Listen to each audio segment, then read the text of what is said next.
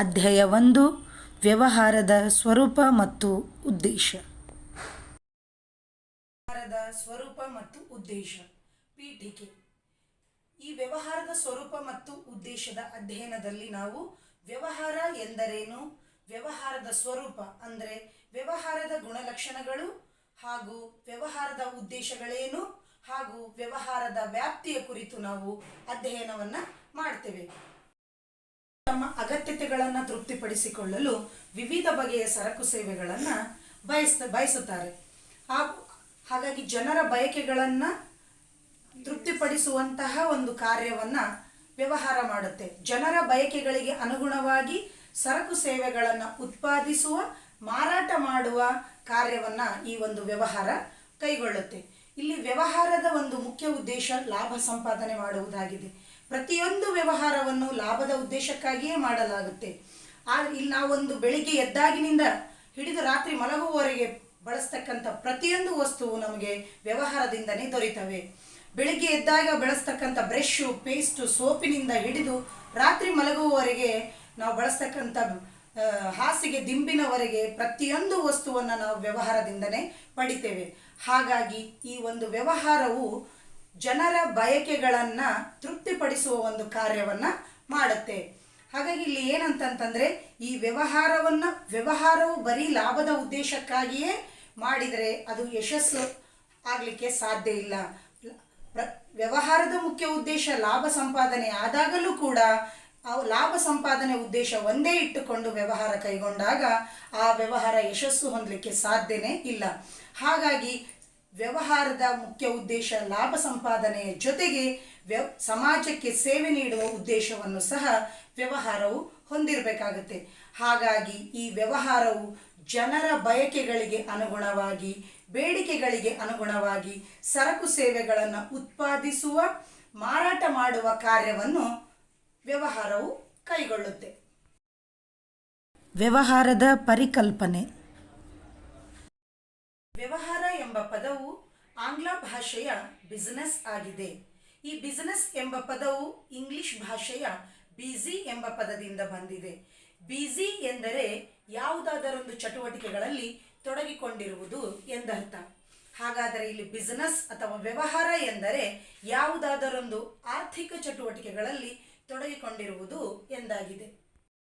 ವ್ಯವಹಾರ ಎಂದರೆ ಲಾಭ ಗಳಿಸುವ ಉದ್ದೇಶದಿಂದ ಸರಕು ಸೇವೆಗಳನ್ನು ಉತ್ಪಾದಿಸುವ, ಖರೀದಿಸುವ ಮತ್ತು ಮಾರಾಟ ಮಾಡುವ ನಿರಂತರ ಚಟುವಟಿಕೆಗಳಲ್ಲಿ ತೊಡಗಿಕೊಳ್ಳುವುದನ್ನು ವ್ಯವಹಾರ ಎಂದು ಕರೆಯುತ್ತೇವೆ. ಮಾನವನ ಚಟುವಟಿಕೆಗಳನ್ನು ಎರಡು ರೀತಿಯಲ್ಲಿ ವರ್ಗೀಕರಿಸಲಾಗುತ್ತೆ. ಒಂದು ಆರ್ಥಿಕ ಚಟುವಟಿಕೆ, ಇನ್ನೊಂದು ಆರ್ಥಿಕೇತರ ಚಟುವಟಿಕೆ.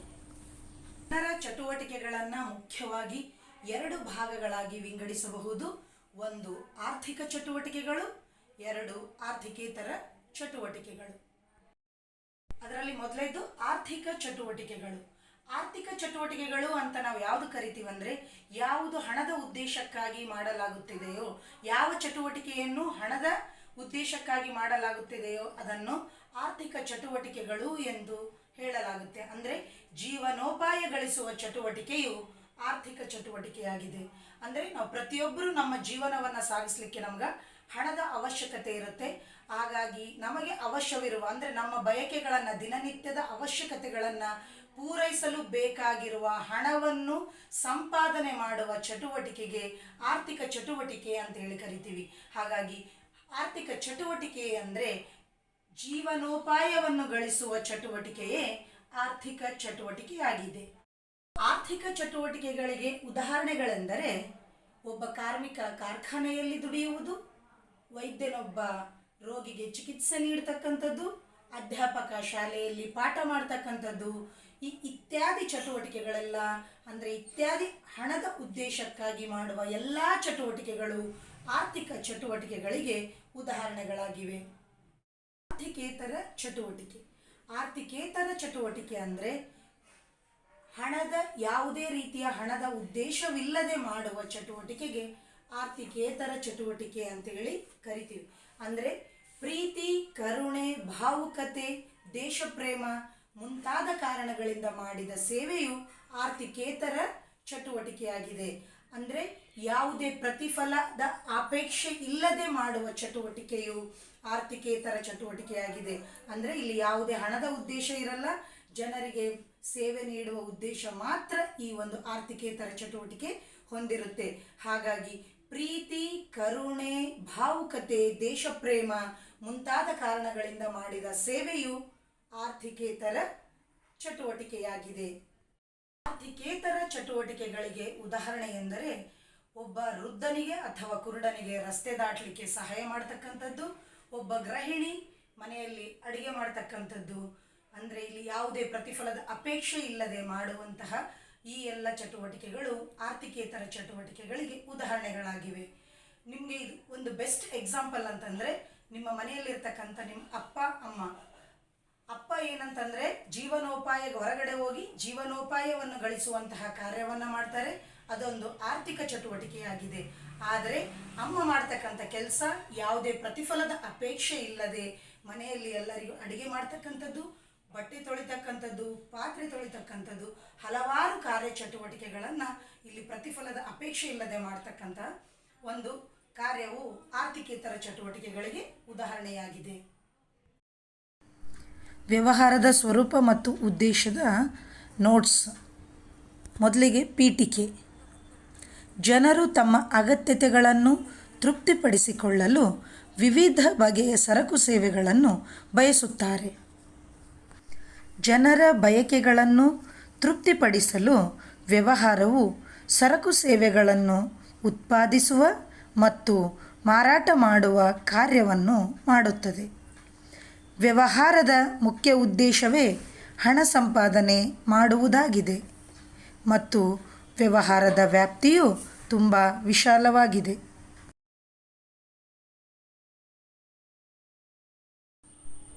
ವ್ಯವಹಾರದ ಪರಿಕಲ್ಪನೆ. ವ್ಯವಹಾರ ಎಂಬ ಪದವು ಆಂಗ್ಲ ಭಾಷೆಯ ಬಿಸಿನೆಸ್ ಎಂಬ ಪದದಿಂದ ಬಂದಿದೆ. ಬಿಸಿನೆಸ್ ಎಂಬ ಪದವು ಬಿಸಿ ಎಂಬ ಪದದಿಂದ ಬಂದಿದೆ. ಬಿಸಿ ಅನ್ನೋ ಪದಕ್ಕೆ ಅಂಡರ್ಲೈನ್ ಹಾಕ್ಕೊಳ್ಳಿ. ಇದರ ಅರ್ಥ ಚಟುವಟಿಕೆಗಳಲ್ಲಿ ತೊಡಗಿಕೊಂಡಿರುವುದು. ನೆಕ್ಸ್ಟು ಒಂದು ಲೈನ್ ಬಿಟ್ಟು, ವ್ಯವಹಾರವೆಂದರೆ ಲಾಭ ಗಳಿಸುವ ಉದ್ದೇಶದಿಂದ ಸರಕು ಮತ್ತು ಸೇವೆಗಳ ಉತ್ಪಾದನೆ, ಖರೀದಿ ಮತ್ತು ಮಾರಾಟಗಳಲ್ಲಿ ನಿರಂತರವಾಗಿ ತೊಡಗಿಕೊಳ್ಳುವುದಾಗಿದೆ. ಜನರ ಚಟುವಟಿಕೆಗಳನ್ನು ಎರಡು ಭಾಗಗಳಾಗಿ ವಿಂಗಡಿಸಬಹುದು. ಒಂದು ಆರ್ಥಿಕ ಚಟುವಟಿಕೆ, ಎರಡು ಆರ್ಥಿಕೇತರ ಚಟುವಟಿಕೆ. ಒಂದು ಆರ್ಥಿಕ ಚಟುವಟಿಕೆ. ಜೀವನೋಪಾಯ ಗಳಿಸುವ ಚಟುವಟಿಕೆಯು ಆರ್ಥಿಕ ಚಟುವಟಿಕೆಯಾಗಿದೆ. ಆರ್ಥಿಕ ಚಟುವಟಿಕೆಗೆ ಉದಾಹರಣೆ: ಒಬ್ಬ ಕಾರ್ಮಿಕ ಕಾರ್ಖಾನೆಯಲ್ಲಿ ದುಡಿಯುವುದು, ವೈದ್ಯನೊಬ್ಬನು ಚಿಕಿತ್ಸೆ ನೀಡುವುದು, ಅಧ್ಯಾಪಕ ಶಾಲೆಯಲ್ಲಿ ಪಾಠ ಮಾಡುವುದು. ನೆಕ್ಸ್ಟು ಆರ್ಥಿಕೇತರ ಚಟುವಟಿಕೆ. ಪ್ರೀತಿ, ಕರುಣೆ, ಭಾವುಕತೆ, ದೇಶಪ್ರೇಮ ಮುಂತಾದ ಕಾರಣಗಳಿಂದ ಮಾಡಿದ ಸೇವೆಯು ಆರ್ಥಿಕೇತರ ಚಟುವಟಿಕೆಯಾಗಿದೆ. ಆರ್ಥಿಕೇತರ ಚಟುವಟಿಕೆಗೆ ಉದಾಹರಣೆ: ಕುಟುಂಬದಲ್ಲಿನ ಒಬ್ಬ ಗೃಹಿಣಿ ಅಡುಗೆ ಮಾಡುವುದು, ಒಬ್ಬ ಹುಡುಗ ವೃದ್ಧನಿಗೆ ರಸ್ತೆ ದಾಟಲು ಸಹಾಯ ಮಾಡುವುದು. ವ್ಯವಹಾರ ಚಟುವಟಿಕೆಗಳ ಲಕ್ಷಣಗಳು. Characteristics of business activities.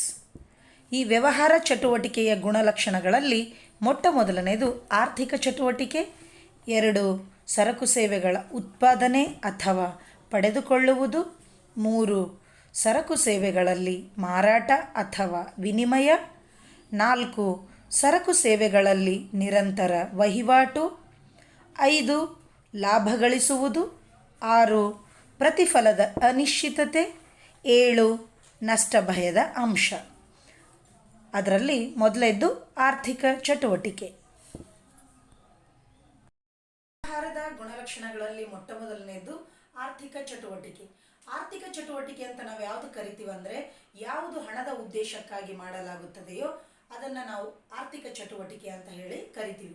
ನಮ್ಮ ಜೀವನವನ್ನು ನಾವು ನಿರ್ವಹಣೆ ಮಾಡಲಿಕ್ಕೆ ನಮಗೆ ಹಣ ಗಳಿಕೆ ಮಾಡುವ ಅವಶ್ಯಕತೆ ಇರುತ್ತೆ. ಅಂತಹ ಹಣ ಗಳಿಕೆ ಮಾಡುವ ಕಾರ್ಯವನ್ನು ನಾವು ವ್ಯವಹಾರದ ಮೂಲಕ ಮಾಡಲಾಗುತ್ತೆ. ಹಾಗಾಗಿ ಇಲ್ಲಿ ಏನಂದರೆ ಹಣ ಸಂಪಾದನೆ ಮಾಡುವ ಕಾರ್ಯವು ವ್ಯವಹಾರವಾಗಿದೆ. ವ್ಯವಹಾರ ಚಟುವಟಿಕೆಯ ಗುಣಲಕ್ಷಣಗಳಲ್ಲಿ ಎರಡನೆಯದು ಸರಕು ಸೇವೆಗಳ ಉತ್ಪಾದನೆ ಅಥವಾ ಪಡೆದುಕೊಳ್ಳುವುದು. ಸಾಮಾನ್ಯವಾಗಿ ನಾವು ವ್ಯವಹಾರ ಮತ್ತು ವ್ಯಾಪಾರವನ್ನು ಒಂದೇ ರೀತಿಯಲ್ಲಿ ಬಳಸ್ತೇವೆ. ಆದರೆ ಈ ವ್ಯವಹಾರ ಮತ್ತು ವ್ಯಾಪಾರ ಎರಡೂ ಕೂಡ ವಿಭಿನ್ನವಾದ ಅರ್ಥವನ್ನು ಹೊಂದಿವೆ. ಇಲ್ಲಿ ವ್ಯಾಪಾರ ಅಂತ ನಾವು ಯಾವುದು ಕರಿತೀವಿ ಅಂದರೆ, ಖರೀದಿ ಮತ್ತು ಮಾರಾಟವನ್ನು ಯಾವುದು ಒಳಗೊಂಡಿರುತ್ತೋ ಅದನ್ನು ವ್ಯಾಪಾರ ಅಂತ ಹೇಳಿ ಕರಿತೀವಿ. ಹಾಗಾದರೆ ಇಲ್ಲಿ ವ್ಯವಹಾರ ಅಂದರೆ ಏನಂದರೆ, ಉತ್ಪಾದನೆ, ಖರೀದಿ ಮತ್ತು ಮಾರಾಟ ಈ ಮೂರೂ ಚಟುವಟಿಕೆಗಳನ್ನು ಯಾವುದು ಒಳಗೊಂಡಿರುತ್ತೆ ಅದನ್ನು ನಾವು ವ್ಯವಹಾರ ಅಂತೇಳಿ ಕರಿತೀವಿ. ಹಾಗಾದರೆ ಈ ವ್ಯವಹಾರ ಅಂತೇಳಿ ಕರಿಬೇಕಂದ್ರೆ ಅದು ಪ್ರತಿಯೊಂದು ವ್ಯವಹಾರ ಸಂಸ್ಥೆಯು ಉತ್ಪಾದನೆಯನ್ನು ಮಾಡಬೇಕು. ಅಕಸ್ಮಾತ್ತಾಗಿ ಉತ್ಪಾದನೆ ಮಾಡಿಲ್ಲ ಅಂದರೆ ಉತ್ಪಾದಕರಿಂದ ಸರಕುಗಳನ್ನು ಖರೀದಿ ಮಾಡಿ ಆ ಖರೀದಿ ಮಾಡಿದಂತಹ ಸರಕುಗಳನ್ನು ಅಂತಿಮ ಗ್ರಾಹಕರಿಗೆ ಮಾರಾಟ ಮಾಡುವ ಕಾರ್ಯವನ್ನು ಮಾಡಬೇಕಾಗುತ್ತೆ ಈ ಒಂದು ವ್ಯವಹಾರ.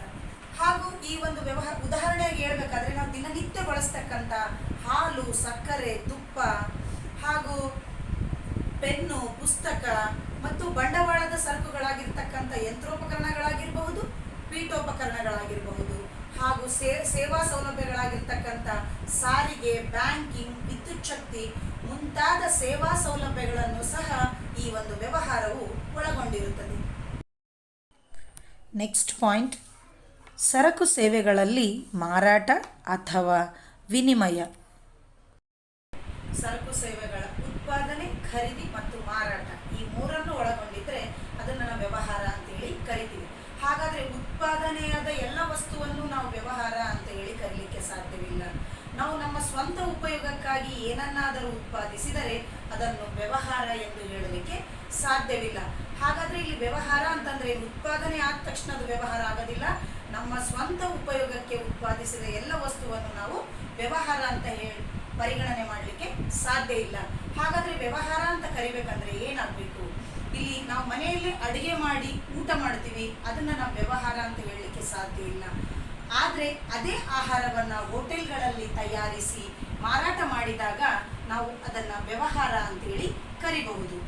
ಇನ್ನೊಂದು ಎಕ್ಸಾಂಪಲ್ ಏನಂದರೆ, ನಮ್ಮ ಫ್ರೆಂಡ್ ಬರ್ತ್ಡೇ ಇರುತ್ತೆ, ಆ ಬರ್ತ್ಡೇ ನಾವೇ ಸ್ವಂತ ಒಂದು ಗ್ರೀಟಿಂಗ್ ಕಾರ್ಡನ್ನು ತಯಾರಿಸಿ ಅವರಿಗೆ ಕೊಟ್ಟಾಗ ಅದನ್ನು ನಾವು ವ್ಯವಹಾರ ಅಂತೇಳಿ ಕರೀಲಿಕ್ಕೆ ಸಾಧ್ಯ ಇಲ್ಲ.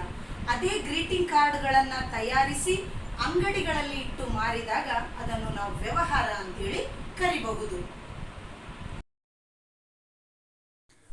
ಸರಕು ಸೇವೆಗಳಲ್ಲಿ ನಿರಂತರ ವಹಿವಾಟು. ರೀತಿಯಾಗಿ ನಮ್ಮ ಸ್ವಂತ ಉಪಯೋಗಕ್ಕೆ ಉತ್ಪಾದಿಸಿದ ಸರಕುಗಳನ್ನು ಮಾರಾಟ ಮಾಡಿದರೆ ಅದನ್ನು ನಾವು ವ್ಯವಹಾರ ಅಂತ ಹೇಳಲಿಕ್ಕೆ ಸಾಧ್ಯವಿಲ್ಲವೋ, ಅದೇ ರೀತಿಯಾಗಿ ನಾವು ಒಂದು ಬಾರಿ ಎರಡು ಮೂರು ಬಾರಿ ಈ ರೀತಿಯಾಗಿ ಮಾರಾಟ ಮಾಡಿದಾಗಲೂ ಅದನ್ನು ವ್ಯವಹಾರ ಅಂತ ಹೇಳಲಿಕ್ಕೆ ಸಾಧ್ಯವಿಲ್ಲ. ವ್ಯವಹಾರ ಅಂತ ಹೇಳಿ ಕರಿಬೇಕಂದ್ರೆ ಈ ಒಂದು ಸರಕು ಸೇವೆಗಳ ಉತ್ಪಾದನೆ, ಖರೀದಿ ಮತ್ತು ಮಾರಾಟ ನಿರಂತರವಾಗಿ ನಡೀತಾನೆ ಇರಬೇಕು. ಹಾಗಾಗಿ ಇದು ಉದಾಹರಣೆಗೆ ಇಲ್ಲಿ ನಮ್ಮ ಹತ್ರ ಒಂದು ಮೊಬೈಲ್ ಇರುತ್ತೆ. ಆ ಒಂದು ಮೊಬೈಲ್ ಅಂದರೆ ನಮ್ಮ ಸ್ವಂತ ಬಳಕೆಗೆ ತೆಗೆದುಕೊಂಡಂತಹ ಮೊಬೈಲನ್ನು ನಾವು ಮಾರಾಟ ಮಾಡಿ ಅದರಿಂದ ಲಾಭ ಗಳಿಸಿದಾಗ ಅದನ್ನು ನಾವು ವ್ಯವಹಾರ ಅಂತ ಹೇಳಲಿಕ್ಕೆ ಸಾಧ್ಯವಿಲ್ಲ. ಅದೇ ಹಲವಾರು ಮೊಬೈಲ್ಗಳನ್ನು ಅಂಗಡಿಯಲ್ಲಿಟ್ಟು ಮಾರಾಟ ಮಾಡಿದಾಗ ಅದನ್ನು ನಾವು ವ್ಯವಹಾರ ಅಂತ ಹೇಳಬಹುದು. ಲಾಭ ಗಳಿಸುವುದು. ವ್ಯವಹಾರದ ಮುಖ್ಯ ಉದ್ದೇಶ ಲಾಭ ಸಂಪಾದನೆ ಮಾಡುವುದಾಗಿದೆ. ಹಾಗಾದರೆ ಲಾಭ ಸಂಪಾದನೆಯ ಉದ್ದೇಶವನ್ನಷ್ಟೇ ಇಟ್ಟುಕೊಂಡು ವ್ಯವಹಾರವನ್ನು ಕೈಗೊಂಡಾಗ ಆ ವ್ಯವಹಾರವು ಯಶಸ್ಸನ್ನು ಹೊಂದಲಿಕ್ಕೆ ಸಾಧ್ಯವಿಲ್ಲ. ಹಾಗಾದರೆ ಇಲ್ಲಿ ಯಾವ ರೀತಿಯಾದ ಲಾಭವನ್ನು ಸಂಪಾದನೆ ಮಾಡಬೇಕು ಅಂದರೆ, ಇಲ್ಲಿ ಕಡಿಮೆ ಖರ್ಚಿನಲ್ಲಿ ಹೆಚ್ಚು ಗುಣಮಟ್ಟದ ಸರಕುಗಳನ್ನು ಸರಿಯಾದ ಬೆಲೆಯಲ್ಲಿ ಜನರಿಗೆ ಪೂರೈಕೆ ಮಾಡುವುದರ ಮೂಲಕ ಲಾಭವನ್ನು ಸಂಪಾದನೆ ಮಾಡಬೇಕಾಗುತ್ತೆ. ಪ್ರತಿಫಲದ ಅನಿಶ್ಚಿತತೆ. ಅನಿಶ್ಚಿತತೆ ಅನಿಶ್ಚಿತತೆ ಅಂತ ನಾವು ಯಾವುದು ಕರಿತೀವಿ ಅಂದರೆ, ಯಾವುದನ್ನ ನಿಶ್ಚಿತವಾಗಿ ಹೇಳಲಿಕ್ಕೆ ಸಾಧ್ಯವಿಲ್ಲವೋ ಅದನ್ನು ನಾವು ಅನಿಶ್ಚಿತತೆ ಅಂತ ಹೇಳಿ ಕರಿತೀವಿ. ಹಾಗಾದರೆ ಇಲ್ಲಿ ಪ್ರತಿಫಲದ ಅನಿಶ್ಚಿತತೆ ಅಂದರೆ, ನಾವು ವ್ಯವಹಾರದ ಮುಖ್ಯ ಉದ್ದೇಶ ಲಾಭ ಸಂಪಾದನೆ ಮಾಡುವುದಾಗಿದೆ. ಪ್ರತಿಯೊಂದು ವ್ಯವಹಾರವನ್ನು ನಾವು ಲಾಭಕ್ಕಾಗಿಯೇ ಮಾಡ್ತೇವೆ, ಪ್ರತಿಫಲದ ಉದ್ದೇಶಕ್ಕಾಗಿಯೇ ಮಾಡ್ತೇವೆ. ಆದರೆ ಇಲ್ಲಿ ಪ್ರತಿಫಲದ ಒಂದು ಪ್ರಮಾಣವನ್ನು ನಾವು ನಿಶ್ಚಿತವಾಗಿ, ಖಡಾಖಂಡಿತವಾಗಿ, ಸ್ಪಷ್ಟವಾಗಿ ನಾವು ಹೇಳಲಿಕ್ಕೆ ಸಾಧ್ಯವಿಲ್ಲ.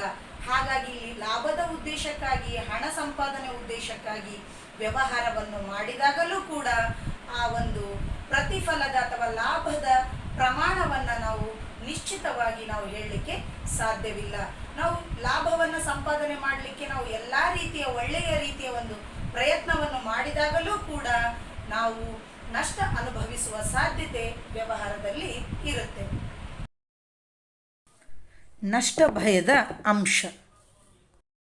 ಲಾಭವನ್ನು ಗಳಿಸಲಿಕ್ಕೆ ನಾವು ಎಲ್ಲ ರೀತಿಯಲ್ಲಿ ಒಂದು ಪ್ರಯತ್ನ ಮಾಡಿದಾಗಲೂ ಕೂಡ ನಷ್ಟ ಅನುಭವಿಸುವ ಸಾಧ್ಯತೆಗಳು ಇದ್ದೇ ಇರುತ್ತೆ. ಹಲವಾರು ಕಾರಣಗಳಿಂದ ನಾವು ವ್ಯವಹಾರದಲ್ಲಿ ನಷ್ಟವನ್ನು ಕಾಣ್ತೇವೆ. ಅಂದರೆ ಇಲ್ಲಿ ಫ್ಯಾಷನ್ ಮತ್ತು ಅಭಿರುಚಿಯಲ್ಲಿನ ಬದಲಾವಣೆ, ಅಂದರೆ ಜನರ ಫ್ಯಾಷನ್ ಮತ್ತು ಅಭಿರುಚಿಯಲ್ಲಿ ಸದಾ ಯಾವಾಗಲೂ ಏನಾಗ್ತಾ ಇರುತ್ತೆ ಅಂದರೆ ಬದಲಾವಣೆಗಳಾಗ್ತಾ ಇರ್ತವೆ. ಜನ ಒಂದು ವ್ಯವಹಾರದಲ್ಲಿ ದೊಡ್ಡ ಮಟ್ಟದಲ್ಲಿ ಉತ್ಪಾದನೆ ಮಾಡಿ ಇಟ್ಟಿರ್ತದೆ ವ್ಯವಹಾರ. ಅಂತಹ ಸಂದರ್ಭದಲ್ಲಿ ಜನರ ಬೇಡಿಕೆಯಲ್ಲಿ ಬದಲಾವಣೆಯಾದರೆ ಆ ಒಂದು ಎಲ್ಲ ಉತ್ಪಾದನೆಯಾದಂಥ ವಸ್ತು ನಷ್ಟ ಆಗುವಂತಹ ಸಾಧ್ಯತೆಗಳಿರ್ತವೆ. ಅದೇ ರೀತಿಯಲ್ಲಿ ಸಂಸ್ಥೆಯಲ್ಲಿ ಒಂದು ವ್ಯವಹಾರದಲ್ಲಿ ಬೀಗ ಮುದ್ರೆ ಆಗ್ತಕ್ಕಂಥದ್ದು, ಮುಷ್ಕರ ಆಗ್ತಕ್ಕಂಥದ್ದು, ಹಾಗೂ ನೈಸರ್ಗಿಕ ವಿಕೋಪಗಳಿಂದ ಸಹ ಏನಾಗುತ್ತೆ ಅಂದರೆ ವ್ಯವಹಾರದಲ್ಲಿ ನಷ್ಟವಾಗುವಂತಹ ಸಾಧ್ಯತೆಗಳಿರ್ತವೆ. ಅಗ್ನಿ ದುರಂತ ಸಂಭವಿಸಬಹುದು, ಕಳ್ಳತನದಿಂದಾಗಿ ಸಹ ವ್ಯವಹಾರದಲ್ಲಿ ನಷ್ಟ ಉಂಟಾಗ್ತವೆ. ಅದೇ ರೀತಿಯಾಗಿ ಉತ್ಪಾದನಾ ವಿಧಾನದಲ್ಲಿಯೂ ಸಹ ಬದಲಾವಣೆಗಳಾಗ್ತವೆ. ಅಂದರೆ ಇಲ್ಲಿ ಏನಂದರೆ ಹೊಸ ಹೊಸ ವ್ಯವಹಾರಗಳು ಹುಟ್ಟುಕೊಳ್ತಿರ್ತವೆ. ಅಂದರೆ ಈಗ ಹಳೆ ರೀತಿಯಲ್ಲಿ ಒಂದು ಯಾವುದೋ ಒಂದು ಬಟ್ಟೆ ಫ್ಯಾಕ್ಟ್ರಿ ಮಾಡಿರ್ತಾರೆ ಅಂತ ಇಟ್ಕೊಳ್ಳಿ. ಆ ಬಟ್ಟೆ ಫ್ಯಾಕ್ಟ್ರಿಯಲ್ಲಿ ಏನಂತಂದರೆ ಈಗ ಹಳೆದಾದ ಮಷಿನರಿ, ಹಳೆಯದಾಗಿ ಯಾರು ವ್ಯವಹಾರವನ್ನು ಕೈಗೊಳ್ತಿರ್ತಾರೋ ಅವರಲ್ಲಿ ಹಳೆಯ ಒಂದು ಟೆಕ್ನಾಲಜಿ ಇರುತ್ತೆ.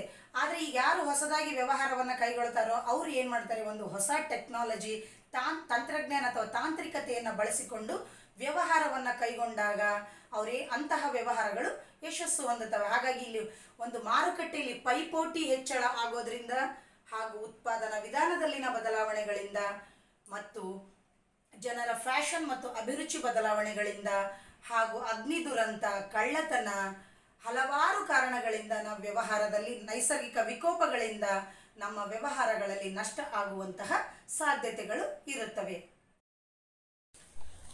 ವ್ಯವಹಾರದ ಗುಣಲಕ್ಷಣಗಳಲ್ಲಿ ಮೊದಲನೇದು ಆರ್ಥಿಕ ಚಟುವಟಿಕೆ. ವ್ಯವಹಾರವು ಜೀವನ ನಡೆಸಲು ಹಣ ಗಳಿಕೆ ಮಾಡುತ್ತದೆ. ಹಾಗಾಗಿ ವ್ಯವಹಾರವು ಆರ್ಥಿಕ ಚಟುವಟಿಕೆಯಾಗಿದೆ. ಎರಡನೆಯ ಗುಣಲಕ್ಷಣ ಸರಕು ಸೇವೆಗಳ ಉತ್ಪಾದನೆ ಅಥವಾ ಪಡೆದುಕೊಳ್ಳುವುದು. ಪ್ರತಿಯೊಂದು ವ್ಯವಹಾರ ಸಂಸ್ಥೆಯು ಸರಕುಗಳನ್ನು ಉತ್ಪಾದಿಸಬೇಕು ಅಥವಾ ಉತ್ಪಾದಕರಿಂದ ಪಡೆದುಕೊಳ್ಳಬೇಕು. ನಂತರ ಗ್ರಾಹಕರಿಗೆ ಮಾರಾಟ ಮಾಡಲಾಗುತ್ತದೆ. ದಿನಬಳಕೆಯ ಸರಕುಗಳಾದ ಸಕ್ಕರೆ, ತುಪ್ಪ, ಪೆನ್ನು, ಪುಸ್ತಕ ಅಥವಾ ಬಂಡವಾಳ ಸರಕುಗಳಾದ ಯಂತ್ರೋಪಕರಣ, ಪೀಠೋಪಕರಣಗಳಾಗಿರಬಹುದು. ಸೇವೆಗಳಾದ ಸಾರಿಗೆ, ಬ್ಯಾಂಕಿಂಗ್, ವಿದ್ಯುತ್ ಶಕ್ತಿ ಮುಂತಾದ ಸೌಲಭ್ಯಗಳನ್ನು ಒಳಗೊಂಡಿರಬಹುದು. ಥರ್ಡ್ ಪಾಯಿಂಟ್, ಸರಕು ಸೇವೆಗಳ ಮಾರಾಟ ಅಥವಾ ವಿನಿಮಯ. ಸ್ವಂತ ಉಪಯೋಗಕ್ಕೆ ಸರಕುಗಳನ್ನು ಉತ್ಪಾದಿಸಿದರೆ ಅದು ವ್ಯವಹಾರವಲ್ಲ. ಮನೆಯಲ್ಲಿ ಅಡುಗೆ ಮಾಡುವುದು ವ್ಯವಹಾರವಲ್ಲ. ಆದರೆ ಹೋಟೆಲ್ಗಳಲ್ಲಿ ಆಹಾರ ತಯಾರಿಸಿ ಮಾರಾಟ ಮಾಡುವುದು ವ್ಯವಹಾರವಾಗಿದೆ. ಫೋರ್ತ್ ಪಾಯಿಂಟ್, ಸರಕು ಮತ್ತು ಸೇವೆಗಳಲ್ಲಿ ನಿರಂತರ ವಹಿವಾಟು. ವ್ಯವಹಾರವು ಸರಕು ಸೇವೆಗಳನ್ನು ನಿರಂತರವಾಗಿ ವಹಿವಾಟು ಮಾಡಬೇಕು. ಆಕಸ್ಮಿಕವಾಗಿ ಖರೀದಿ ಅಥವಾ ಮಾರಾಟ ಮಾಡಿದಾಗ ವ್ಯವಹಾರವಾಗುವುದಿಲ್ಲ. ಉದಾಹರಣೆ, ಸ್ವಂತ ಬಳಕೆ ಮಾಡಿದ ರೇಡಿಯೋ ಮಾರಾಟ ಮಾಡಿ ಲಾಭ ಗಳಿಸಿದರೆ ಅದು ವ್ಯವಹಾರವಾಗುವುದಿಲ್ಲ. ಆದರೆ ತನ್ನ ಅಂಗಡಿಯಲ್ಲಿನ ರೇಡಿಯೋಗಳನ್ನು ನಿರಂತರವಾಗಿ ಮಾರಾಟ ಮಾಡಿದರೆ ವ್ಯವಹಾರವಾಗುತ್ತದೆ. 5th ಪಾಯಿಂಟ್, ಲಾಭ ಗಳಿಸುವುದು. ವ್ಯವಹಾರದ ಮುಖ್ಯ ಉದ್ದೇಶ ಲಾಭ ಗಳಿಸುವುದಾಗಿದೆ. ವ್ಯವಹಾರಸ್ಥರು ಕಡಿಮೆ ಖರ್ಚಿನಲ್ಲಿ ಹೆಚ್ಚು ಮಾರಾಟ ಮಾಡುವ ಮೂಲಕ ಲಾಭ ಗಳಿಸುವ ಪ್ರಯತ್ನ ಮಾಡುತ್ತಾರೆ. ಪ್ರತಿಫಲದ ಅನಿಶ್ಚಿತತೆ. ವ್ಯವಹಾರದಲ್ಲಿ ಹಣ ಸಂಪಾದನೆ ಮಾಡುವುದರ ಬಗ್ಗೆ ಸ್ಪಷ್ಟವಾದ ಮಾಹಿತಿ ಇಲ್ಲದಿರುವುದನ್ನು ಅನಿಶ್ಚಿತ ಪ್ರತಿಫಲ ಎಂದು ಹೇಳಲಾಗುತ್ತದೆ. ವ್ಯವಹಾರದಲ್ಲಿ ಲಾಭ ಗಳಿಸಲು ಒಳ್ಳೆಯ ಪ್ರಯತ್ನ ಮಾಡಿದಾಗಲೂ ಕೂಡ ನಷ್ಟ ಅನುಭವಿಸುವ ಸಾಧ್ಯತೆ ಇರುತ್ತದೆ. ನಷ್ಟ ಭಯದ ಅಂಶ. ಗ್ರಾಹಕರ ಅಭಿರುಚಿ ಮತ್ತು ಫ್ಯಾಷನ್ನಲ್ಲಿನ ಬದಲಾವಣೆ, ಉತ್ಪಾದನಾ ವಿಧಾನದಲ್ಲಿನ ಬದಲಾವಣೆ, ಸಂಸ್ಥೆಯಲ್ಲಿ ಮುಷ್ಕರ ಅಥವಾ ಬೀಗಮುದ್ರೆ ಹಾಕುವುದು, ಮಾರುಕಟ್ಟೆಯಲ್ಲಿ ಪೈಪೋಟಿ ಹೆಚ್ಚಾಗುವುದು, ಆಕಸ್ಮಿಕ ಅಗ್ನಿ, ಕಳ್ಳತನ, ನೈಸರ್ಗಿಕ ವಿಕೋಪಗಳಿಂದ ನಷ್ಟ ಉಂಟಾಗುವ ಸಾಧ್ಯತೆ ಇರುತ್ತದೆ. ವ್ಯವಹಾರ, ವೃತ್ತಿ, ಉದ್ಯೋಗ. ಆರ್ಥಿಕ ಚಟುವಟಿಕೆಗಳನ್ನು ನಾವು ಮುಖ್ಯವಾಗಿ 3 ರೀತಿಯಲ್ಲಿ ವಿಂಗಡಿಸ್ತೇವೆ. 1 ವ್ಯವಹಾರ, 2 ವೃತ್ತಿ ಹಾಗೂ 3 ಉದ್ಯೋಗ. ಅದರಲ್ಲಿ ಮೊದಲನೇದು ವ್ಯವಹಾರ. ವ್ಯವಹಾರ ಅಂದರೆ ಈ ವ್ಯವಹಾರ ಎನ್ನುವುದು ಒಂದು ಆರ್ಥಿಕ ಚಟುವಟಿಕೆಯಾಗಿದ್ದು ಸರಕು ಸೇವೆಗಳ ಉತ್ಪಾದನೆ, ಖರೀದಿ ಮತ್ತು ಮಾರಾಟ ಹಾಗೂ ಸರಬರಾಜಿಗೆ ಸಂಬಂಧಪಟ್ಟಿರುವುದನ್ನು ನಾವು ವ್ಯವಹಾರ ಅಂತೇಳಿ ಕರಿತೀವಿ. ಎರಡನೇದಾಗಿ ವೃತ್ತಿ ಅಂತ. ಈ ವೃತ್ತಿ ಅಂತಕ್ಕಂಥದ್ದು ಏನಂದರೆ ಇದು ಸೇವೆಗೆ ಸಂಬಂಧಪಟ್ಟಿದ್ದಾಗಿರುತ್ತೆ. ಇಲ್ಲಿ ಯಾವುದೇ ವಸ್ತು ಅಥವಾ ಸರಕನ್ನು ನಾವು ಮಾರಾಟ ಮಾಡೋದಿಲ್ಲ. ವ್ಯವಹಾರದಲ್ಲಿ ಇಲ್ಲಿ ಸರಕುಗಳನ್ನು ಮಾರಾಟ ಮಾಡ್ತೇವೆ. ಆದರೆ ವೃತ್ತಿ ಅಂದರೆ ಇಲ್ಲಿ ಯಾವುದೇ ಸರಕಿನ ಮಾರಾಟ ಆಗೋದಿಲ್ಲ. ಅದರ ಬದಲಾಗಿ ಈ ಒಂದು ವೃತ್ತಿಯು ಸೇವೆಗೆ ಸಂಬಂಧಪಟ್ಟಿರುತ್ತೆ. ಹಾಗಾಗಿ ಇಲ್ಲಿ ವೃತ್ತಿ ಅಂತ ಎದಕ್ಕೆ ಕರಿತೀವಂದರೆ ವೃತ್ತಿಯು ಒಂದು ಸೇವೆಗೆ ಸಂಬಂಧಪಟ್ಟಿದ್ದಾಗಿದ್ದು ಇಲ್ಲಿ ವ್ಯಕ್ತಿ ತನ್ನ ವಿಶೇಷ ಜ್ಞಾನ ಮತ್ತು ಕೌಶಲ್ಯವನ್ನು ಬಳಸಿಕೊಂಡು ಸೇವೆಯನ್ನು ನೀಡುವಂತಹ ಒಂದು ಕಾರ್ಯಕ್ಕೆ ನಾವು ವೃತ್ತಿ ಅಂತೇಳಿ ಕರಿತೀವಿ. ಹಾಗೆ ಇಲ್ಲಿ ಉದಾಹರಣೆಗೆ ಯಾರು ಬರ್ತಾರಂತಂದರೆ ಡಾಕ್ಟರ್ಸ್, ಇಂಜಿನಿಯರ್ಸ್, ಚಾರ್ಟೆಡ್ ಅಕೌಂಟೆಂಟ್ಸ್ ಇತ್ಯಾದಿಗಳು. ಮೂರನೇದಾಗಿ ಉದ್ಯೋಗ. ಉದ್ಯೋಗ ಅಂದರೆ ಇಲ್ಲಿ ಉದ್ಯೋಗದಾತ ಮತ್ತು ಉದ್ಯೋಗಸ್ಥ ಅಂತಕ್ಕಂಥ 2 ವ್ಯಕ್ತಿಗಳು ಬರ್ತಾರೆ. ಇಲ್ಲಿ ಉದ್ಯೋಗದಾತ ಅಂದರೆ ಯಾರು ಕೆಲಸವನ್ನು ನೀಡ್ತಾರೋ ಅಂದರೆ ಇಲ್ಲಿ ಯಜಮಾನ ಮತ್ತು ಯಜಮಾನನ ಕೈ ಕೆಳಗೆ ಕೆಲಸ ಮಾಡತಕ್ಕಂಥ ಉದ್ಯೋಗಿಗಳು ಬರ್ತಾರೆ. ಹಾಗಾದರೆ ಇಲ್ಲಿ ಉದ್ಯೋಗ ಅಂದರೆ ಈ ಉದ್ಯೋಗದಾತನು ಅಥವಾ ಯಜಮಾನನ ಸೂಚನೆಗೆ ಅನುಗುಣವಾಗಿ ಕಾರ್ಯವನ್ನು ನಿರ್ವಹಿಸಿ ಅದಕ್ಕೆ ಪ್ರತಿಫಲವಾಗಿ ಸಂಬಳವನ್ನು ಪಡೆಯುವುದಕ್ಕೆ ನಾವು ಉದ್ಯೋಗ ಅಂತ ಹೇಳಿ ಕರಿತೀವಿ.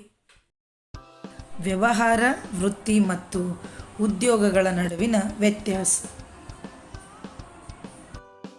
ವೃತ್ತಿ ಮತ್ತು ಉದ್ಯೋಗ ಇವು 3ರ ನಡುವೆ ಇರತಕ್ಕಂಥ ವ್ಯತ್ಯಾಸಗಳಲ್ಲಿ ಮೊದಲನೇದ್ದು ಸ್ಥಾಪನೆಯ ವಿಧಾನ. ಅಂದರೆ ಈ ವ್ಯವಹಾರವನ್ನು ಯಾವ ರೀತಿ ಸ್ಥಾಪಿಸಬಹುದು, ವೃತ್ತಿಯ ಸ್ಥಾಪನೆ ಯಾವ ರೀತಿ ಆಗುತ್ತೆ ಹಾಗೂ ಉದ್ಯೋಗದ ಸ್ಥಾಪನೆ ಯಾವ ರೀತಿಯಾಗಿ ಆಗುತ್ತೆ ಅಂತ ಹೇಳಿ. ವ್ಯವಹಾರವನ್ನು ಯಾವಾಗ ಸ್ಥಾಪನೆ ಮಾಡಬಹುದು ಮತ್ತು ಯಾರು ಸ್ಥಾಪನೆ ಮಾಡಬಹುದು ಅಂದರೆ ಈ ವ್ಯವಹಾರವನ್ನು ಸ್ಥಾಪನೆ ಮಾಡಬೇಕು, ವ್ಯವಹಾರವನ್ನು ಮಾಡಬೇಕು ಅಂತ ಯಾರು ಮನಸ್ಸು ಮಾಡ್ತಾರೋ ಅಂದರೆ ಯಾರು ನಿರ್ಧಾರ ಮಾಡ್ತಾರೋ ಅವರು ಮತ್ತು ಯಾವಾಗ ಮಾಡಬೇಕಂತ ನಿರ್ಧಾರ ಮಾಡ್ತಾರೋ ಆವಾಗ ವ್ಯವಹಾರವನ್ನು ಸ್ಥಾಪನೆ ಮಾಡಬಹುದು. ಆದರೆ ಈ ವ್ಯವಹಾರವನ್ನು ಸ್ಥಾಪನೆ ಮಾಡಬೇಕಾದ್ರೆ ಕೆಲವು ಕಾನೂನಿನ ಕ್ರಮಗಳನ್ನು ಪೂರೈಕೆ ಮಾಡಬೇಕಾಗುತ್ತೆ. ಕೆಲವೊಂದು ವ್ಯವಹಾರಗಳಲ್ಲಿ ಸರ್ಕಾರದ ಅನುಮತಿಯನ್ನು ಪಡಿಬೇಕಾಗುತ್ತೆ ಮತ್ತು ಕೆಲವು ಕಾನೂನಿನ ಒಂದು ನೀತಿ ನಿಯಮಗಳನ್ನು ಪಾಲನೆ ಮಾಡಬೇಕಾಗುತ್ತೆ ಹಾಗೂ ಸರ್ಕಾರಕ್ಕೆ ಕೆಲವು ಕಾಗದ ಪತ್ರಗಳನ್ನು ಸಲ್ಲಿಕೆ ಮಾಡಬೇಕಾಗುತ್ತೆ. ಹಾಗಾಗಿ ಇಲ್ಲಿ ವ್ಯವಹಾರ ಮಾಡಬೇಕಾದಂತಹ ವ್ಯಕ್ತಿ ಯಾವಾಗ ನಿರ್ಧಾರ ಮಾಡ್ತಾನೋ ಆಗ ವ್ಯವಹಾರವನ್ನು ಕೈಗೊಳ್ಳಬಹುದು.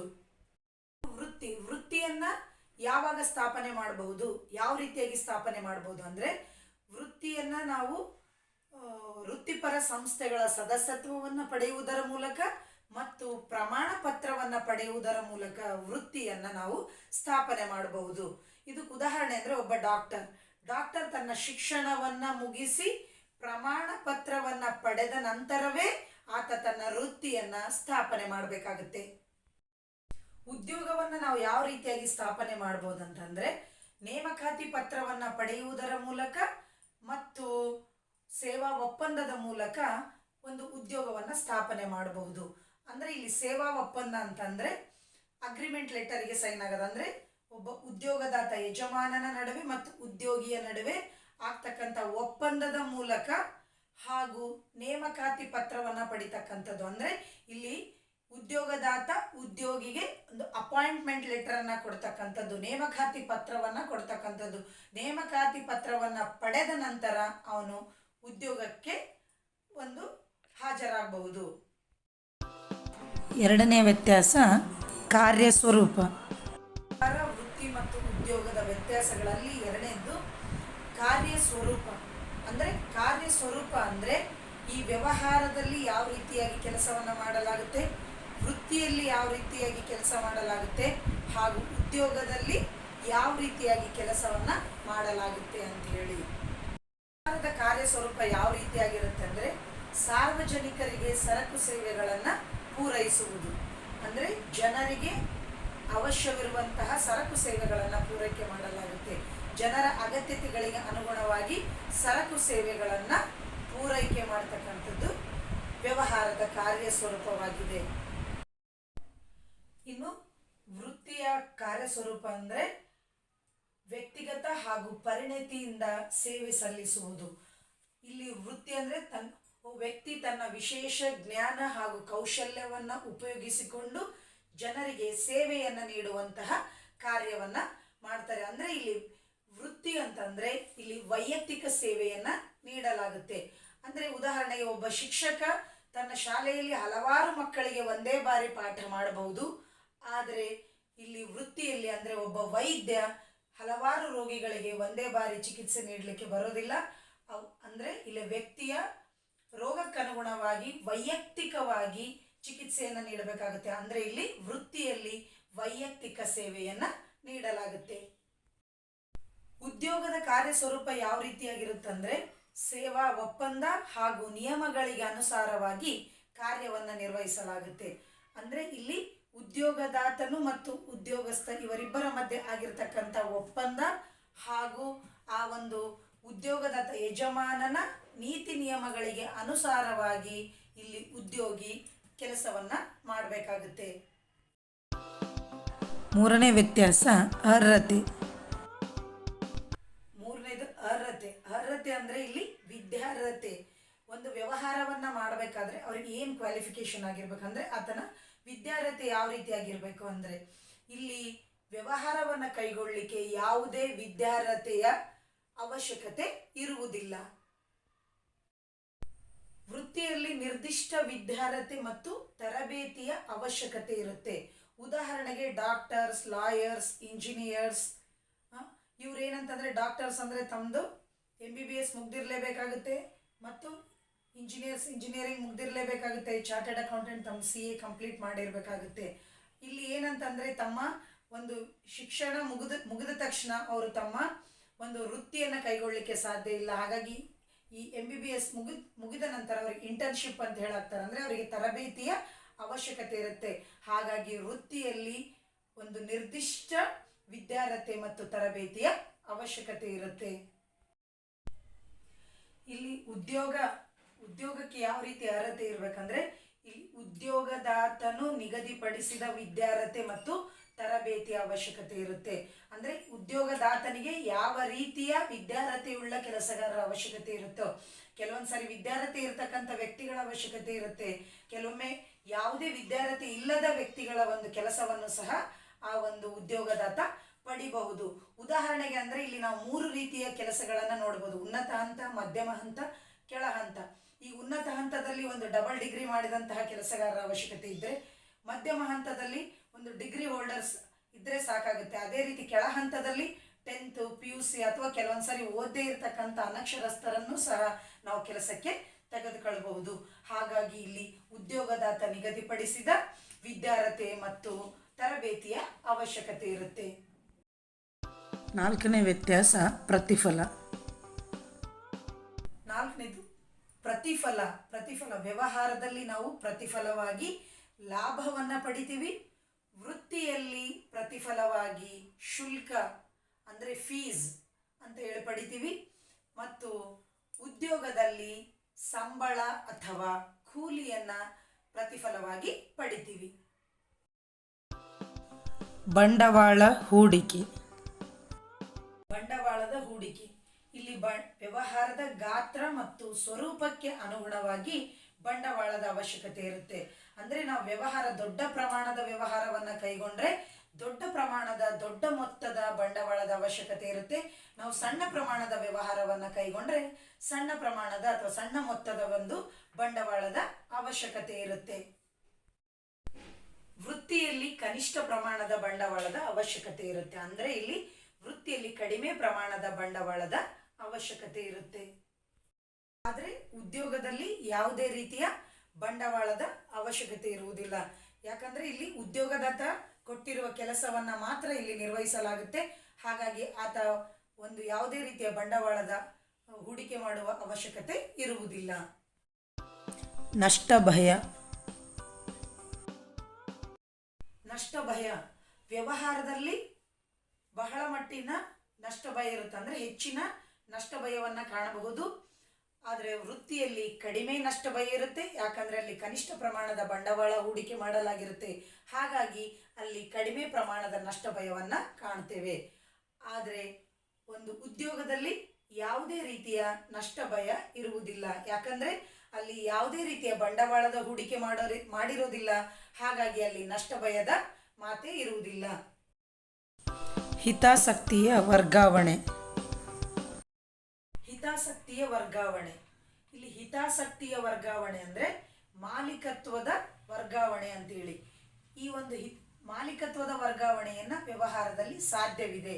ನಾವು ಅಂದರೆ ನಮ್ಮ ವ್ಯವಹಾರವನ್ನು ಬೇರೆಯವರಿಗೆ ಮಾರಾಟ ಮಾಡಿದಾಗ ಆ ಒಂದು ಮಾಲೀಕತ್ವದ ವರ್ಗಾವಣೆಯನ್ನು ಮಾಡಲಿಕ್ಕೆ ಸಾಧ್ಯ. ಅಂದರೆ ಇಲ್ಲಿ ಹಿತಾಸಕ್ತಿಯ ವರ್ಗಾವಣೆ ಅಂದರೆ ಮಾಲೀಕತ್ವವನ್ನು ಒಬ್ಬರಿಂದ ಒಬ್ಬರಿಗೆ ನಾವು ವರ್ಗಾವಣೆ ಮಾಡಲಿಕ್ಕೆ ಸಾಧ್ಯವಿದೆ. ವೃತ್ತಿಯಲ್ಲಿ ಹಿತಾಸಕ್ತಿಯ ವರ್ಗಾವಣೆ ಮಾಡಲು ಸಾಧ್ಯವಿಲ್ಲ. ಅಂದರೆ ಮಾಲೀಕತ್ವವನ್ನು ಬೇರೊಬ್ಬರಿಗೆ ವರ್ಗಾವಣೆ ಮಾಡಲಿಕ್ಕೆ ಸಾಧ್ಯವಿಲ್ಲ. ಅಂದರೆ ಒಬ್ಬ ವೈದ್ಯ ತಾನು ಮುಗಿಸಿರುವಂತಹ MBBS ಅಥವಾ ಪ್ರಮಾಣ ಪತ್ರವನ್ನು ಇನ್ನೊಬ್ಬರಿಗೆ ವರ್ಗಾವಣೆ ಮಾಡಲಿಕ್ಕೆ ಬರಲ್ಲ. ಮತ್ತು ಆತನ ವೃತ್ತಿಯನ್ನು ಇನ್ನೊಬ್ಬರು ಕೈಗೊಳ್ಳಲಿಕ್ಕೆ ಸಾಧ್ಯವಿಲ್ಲ. ಹಾಗಾಗಿ ಈ ವೃತ್ತಿಯಲ್ಲಿ ಹಿತಾಸಕ್ತಿಯ ವರ್ಗಾವಣೆ ಸಾಧ್ಯವಿಲ್ಲ. ಉದ್ಯೋಗದಲ್ಲೂ ಸಹ ಹಿತಾಸಕ್ತಿಯ ವರ್ಗಾವಣೆ ಸಾಧ್ಯವಿಲ್ಲ. ಅಂದರೆ ಮಾಲೀಕತ್ವದ ವರ್ಗಾವಣೆಯನ್ನು ಉದ್ಯೋಗದಲ್ಲೂ ಸಹ ಮಾಡಲಿಕ್ಕೆ ಬರಲ್ಲ. ಅಂದರೆ ನಮ್ಮ ಪಾಲಿನ ಕಾರ್ಯವನ್ನು ನಾವೇ ಮಾಡಬೇಕಾಗುತ್ತೆ ಹೊರತು ನಮ್ಮ ಕಾರ್ಯವನ್ನು ನಮ್ಮ ಕೆಲಸವನ್ನು ನಾವು ಬೇರೆಯವರಿಗೆ ವರ್ಗಾವಣೆ ಮಾಡಲಿಕ್ಕೆ ಸಾಧ್ಯವಿಲ್ಲ. ನಡತೆ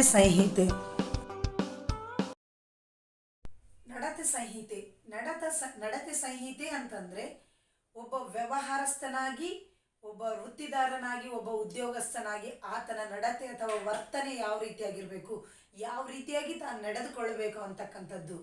ಇಲ್ಲಿ ವ್ಯವಹಾರದಲ್ಲಿ ಯಾವುದೇ ರೀತಿಯ ನಡತೆ ಸಂಹಿತೆಯನ್ನು ನಿಗದಿಪಡಿಸಿರುವುದಿಲ್ಲ.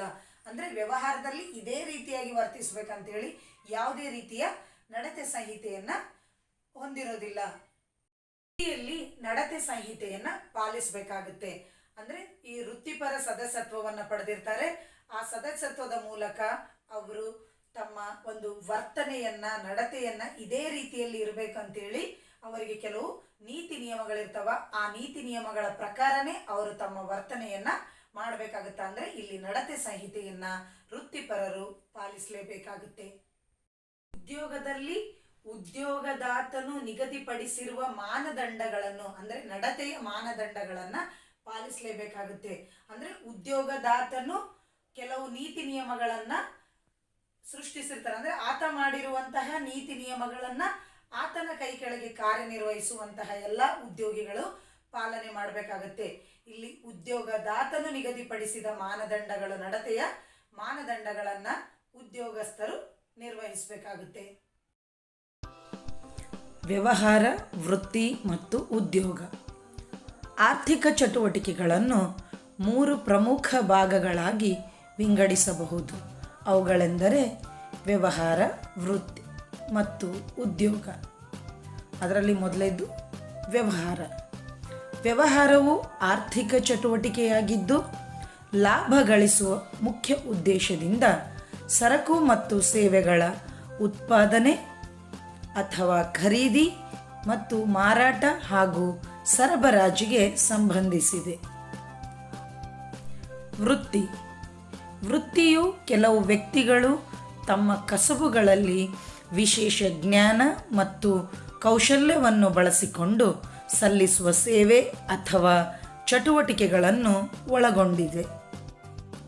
ಉದ್ಯೋಗ.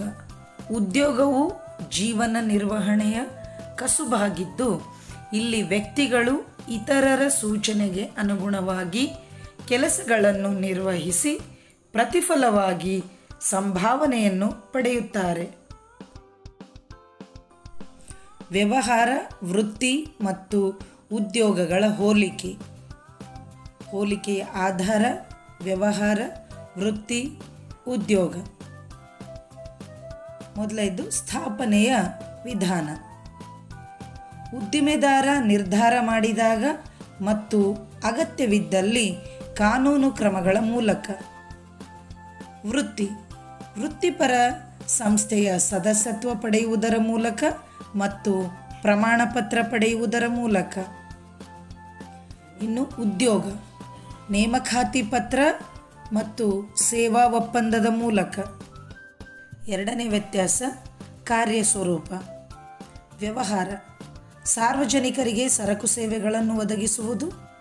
ವೃತ್ತಿ ವ್ಯಕ್ತಿಗತ ಹಾಗೂ ಪರಿಣತಿಯಿಂದ ಸೇವೆ ಸಲ್ಲಿಸುವುದು. ಉದ್ಯೋಗ ಸೇವಾ ಒಪ್ಪಂದ ಅಥವಾ ನಿಯಮಗಳಿಗನುಸಾರ ಕಾರ್ಯನಿರ್ವಹಿಸುವುದು. ಅರ್ಹತೆ. ವ್ಯವಹಾರದಲ್ಲಿ ಯಾವುದೇ ವಿದ್ಯಾರ್ಹತೆಯ ಅವಶ್ಯಕತೆ ಇಲ್ಲ.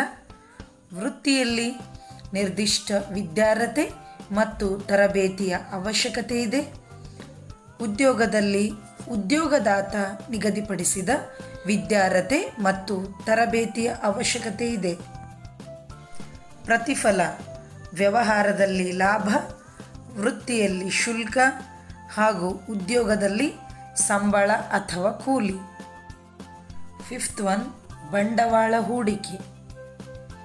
ವ್ಯವಹಾರದಲ್ಲಿ ವ್ಯವಹಾರದ ಸ್ವರೂಪ ಮತ್ತು ಗಾತ್ರಕ್ಕೆ ಅನುಗುಣವಾಗಿ ಬಂಡವಾಳದ ಅವಶ್ಯಕತೆ ಇದೆ. ವೃತ್ತಿಯಲ್ಲಿ ಕನಿಷ್ಠ ಪ್ರಮಾಣದ ಬಂಡವಾಳ ಬೇಕು. ಉದ್ಯೋಗದಲ್ಲಿ ಬಂಡವಾಳದ ಅವಶ್ಯಕತೆ ಇಲ್ಲ. ಆರನೇದು ನಷ್ಟ ಭಯ. ವ್ಯವಹಾರದಲ್ಲಿ ಬಹಳ ನಷ್ಟ ಭಯ, ವೃತ್ತಿಯಲ್ಲಿ ಕಡಿಮೆ ನಷ್ಟ ಭಯ, ಉದ್ಯೋಗದಲ್ಲಿ ನಷ್ಟ ಭಯ ಇರುವುದಿಲ್ಲ. ಹಿತಾಸಕ್ತಿಯ ವರ್ಗಾವಣೆ. ವ್ಯವಹಾರದಲ್ಲಿ ಹಿತಾಸಕ್ತಿಯ ವರ್ಗಾವಣೆ ಸಾಧ್ಯ, ವೃತ್ತಿಯಲ್ಲಿ ಸಾಧ್ಯವಿಲ್ಲ. ಉದ್ಯೋಗದಲ್ಲಿ ಸಹ ಹಿತಾಸಕ್ತಿಯ ವರ್ಗಾವಣೆ ಸಾಧ್ಯವಿಲ್ಲ. ಲಾಸ್ಟ್ ಒನ್ ನಡತೆ ಸಂಹಿತೆ. ವ್ಯವಹಾರದಲ್ಲಿ ನಡತೆ ಸಂಹಿತೆಯನ್ನು ನಿಗದಿಪಡಿಸುವುದಿಲ್ಲ. ವೃತ್ತಿಯಲ್ಲಿ ವೃತ್ತಿಪರ ನಡತೆ ಸಂಹಿತೆ ಪಾಲಿಸಬೇಕು. ಉದ್ಯೋಗದಲ್ಲಿ ಉದ್ಯೋಗದಾತನು ನಿಗದಿಪಡಿಸಿದ ನಡತೆಯ ಮಾನದಂಡಗಳನ್ನು ಅನುಸರಿಸಬೇಕು. ಇವೆಲ್ಲವೂ ವ್ಯವಹಾರ, ವೃತ್ತಿ ಮತ್ತು ಉದ್ಯೋಗಗಳ ನಡುವಿನ ವ್ಯತ್ಯಾಸಗಳಾಗಿವೆ. ವ್ಯವಹಾರ ಚಟುವಟಿಕೆಗಳ ವರ್ಗೀಕರಣ. ವ್ಯವಹಾರವನ್ನು ಮುಖ್ಯವಾಗಿ ಎರಡು ರೀತಿಯಲ್ಲಿ ವರ್ಗೀಕರಿಸಲಾಗುತ್ತದೆ. ಒಂದು ಕೈಗಾರಿಕೆ, ಎರಡು ವಾಣಿಜ್ಯ. ಕೈಗಾರಿಕೆಯನ್ನು ಮೂರು ರೀತಿಯಲ್ಲಿ ವರ್ಗೀಕರಿಸಲಾಗುತ್ತದೆ. ಒಂದು ಪ್ರಾಥಮಿಕ ಕೈಗಾರಿಕೆ, ಎರಡು ದ್ವಿತೀಯ ಕೈಗಾರಿಕೆ, ಮೂರು ತೃತೀಯ ಕೈಗಾರಿಕೆ. ಇನ್ನು ಮೊದಲನೇದು ಪ್ರಾಥಮಿಕ ಕೈಗಾರಿಕೆ. ಈ ಪ್ರಾಥಮಿಕ ಕೈಗಾರಿಕೆಯನ್ನು ಎರಡು ರೀತಿಯಲ್ಲಿ ವರ್ಗೀಕರಿಸಲಾಗುತ್ತದೆ. ಒಂದು ಹೊರತೆಗೆಯುವ ಕೈಗಾರಿಕೆ, ಎರಡು ತಳಿ ಕೈಗಾರಿಕೆ. ಇನ್ನು ದ್ವಿತೀಯ ಕೈಗಾರಿಕೆ. ಈ ದ್ವಿತೀಯ ಕೈಗಾರಿಕೆಯನ್ನು ಎರಡು ರೀತಿಯಲ್ಲಿ ವರ್ಗೀಕರಿಸಲಾಗುತ್ತದೆ. ಒಂದು ಉತ್ಪಾದನಾ ಕೈಗಾರಿಕೆ, ಎರಡು ನಿರ್ಮಾಣ ಕೈಗಾರಿಕೆ. ಇನ್ನು ಉತ್ಪಾದನಾ ಕೈಗಾರಿಕೆಯನ್ನು ಪುನಃ 4 ರೀತಿಯಲ್ಲಿ ವರ್ಗೀಕರಿಸಲಾಗುತ್ತದೆ. 1 ವಿಶ್ಲೇಷಣಾ ಕೈಗಾರಿಕೆ, 2 ಸಂಶ್ಲೇಷಣಾ ಕೈಗಾರಿಕೆ, 3 ಸಂಸ್ಕರಣಾ ಕೈಗಾರಿಕೆ, 4 ಜೋಡಣಾ ಕೈಗಾರಿಕೆ. ಇನ್ನು ವ್ಯವಹಾರದ ವರ್ಗೀಕರಣದಲ್ಲಿ 1 ಕೈಗಾರಿಕೆ, 2 ವಾಣಿಜ್ಯ. ಅದರಲ್ಲಿ ಈಗ ವಾಣಿಜ್ಯವನ್ನು ಮುಖ್ಯವಾಗಿ 2 ರೀತಿಯಲ್ಲಿ ವರ್ಗೀಕರಿಸಲಾಗುತ್ತದೆ. 1 ವ್ಯಾಪಾರ, 2 ವ್ಯಾಪಾರದ ಪೂರಕಗಳು. ವ್ಯಾಪಾರವನ್ನು 2 ರೀತಿಯಲ್ಲಿ ವರ್ಗೀಕರಿಸಲಾಗುತ್ತದೆ. 1 ಆಂತರಿಕ ವ್ಯಾಪಾರ, 2 ಬಾಹ್ಯ ವ್ಯಾಪಾರ. ಇನ್ನು ಈ ಆಂತರಿಕ ವ್ಯಾಪಾರದಲ್ಲಿ 2 ರೀತಿಯಲ್ಲಿ ವರ್ಗೀಕರಿಸಬಹುದು. 1 ಸಗಟು ವ್ಯಾಪಾರ, 2 ಚಿಲ್ಲರೆ ವ್ಯಾಪಾರ. ಇನ್ನು ವ್ಯಾಪಾರದಲ್ಲಿ 2ನೇದು ಬಾಹ್ಯ ವ್ಯಾಪಾರ. ಈ ಬಾಹ್ಯ ವ್ಯಾಪಾರವನ್ನು ನಾವು ಪುನಃ 3 ರೀತಿಯಲ್ಲಿ ವಿಂಗಡಿಸಲಾಗುತ್ತದೆ.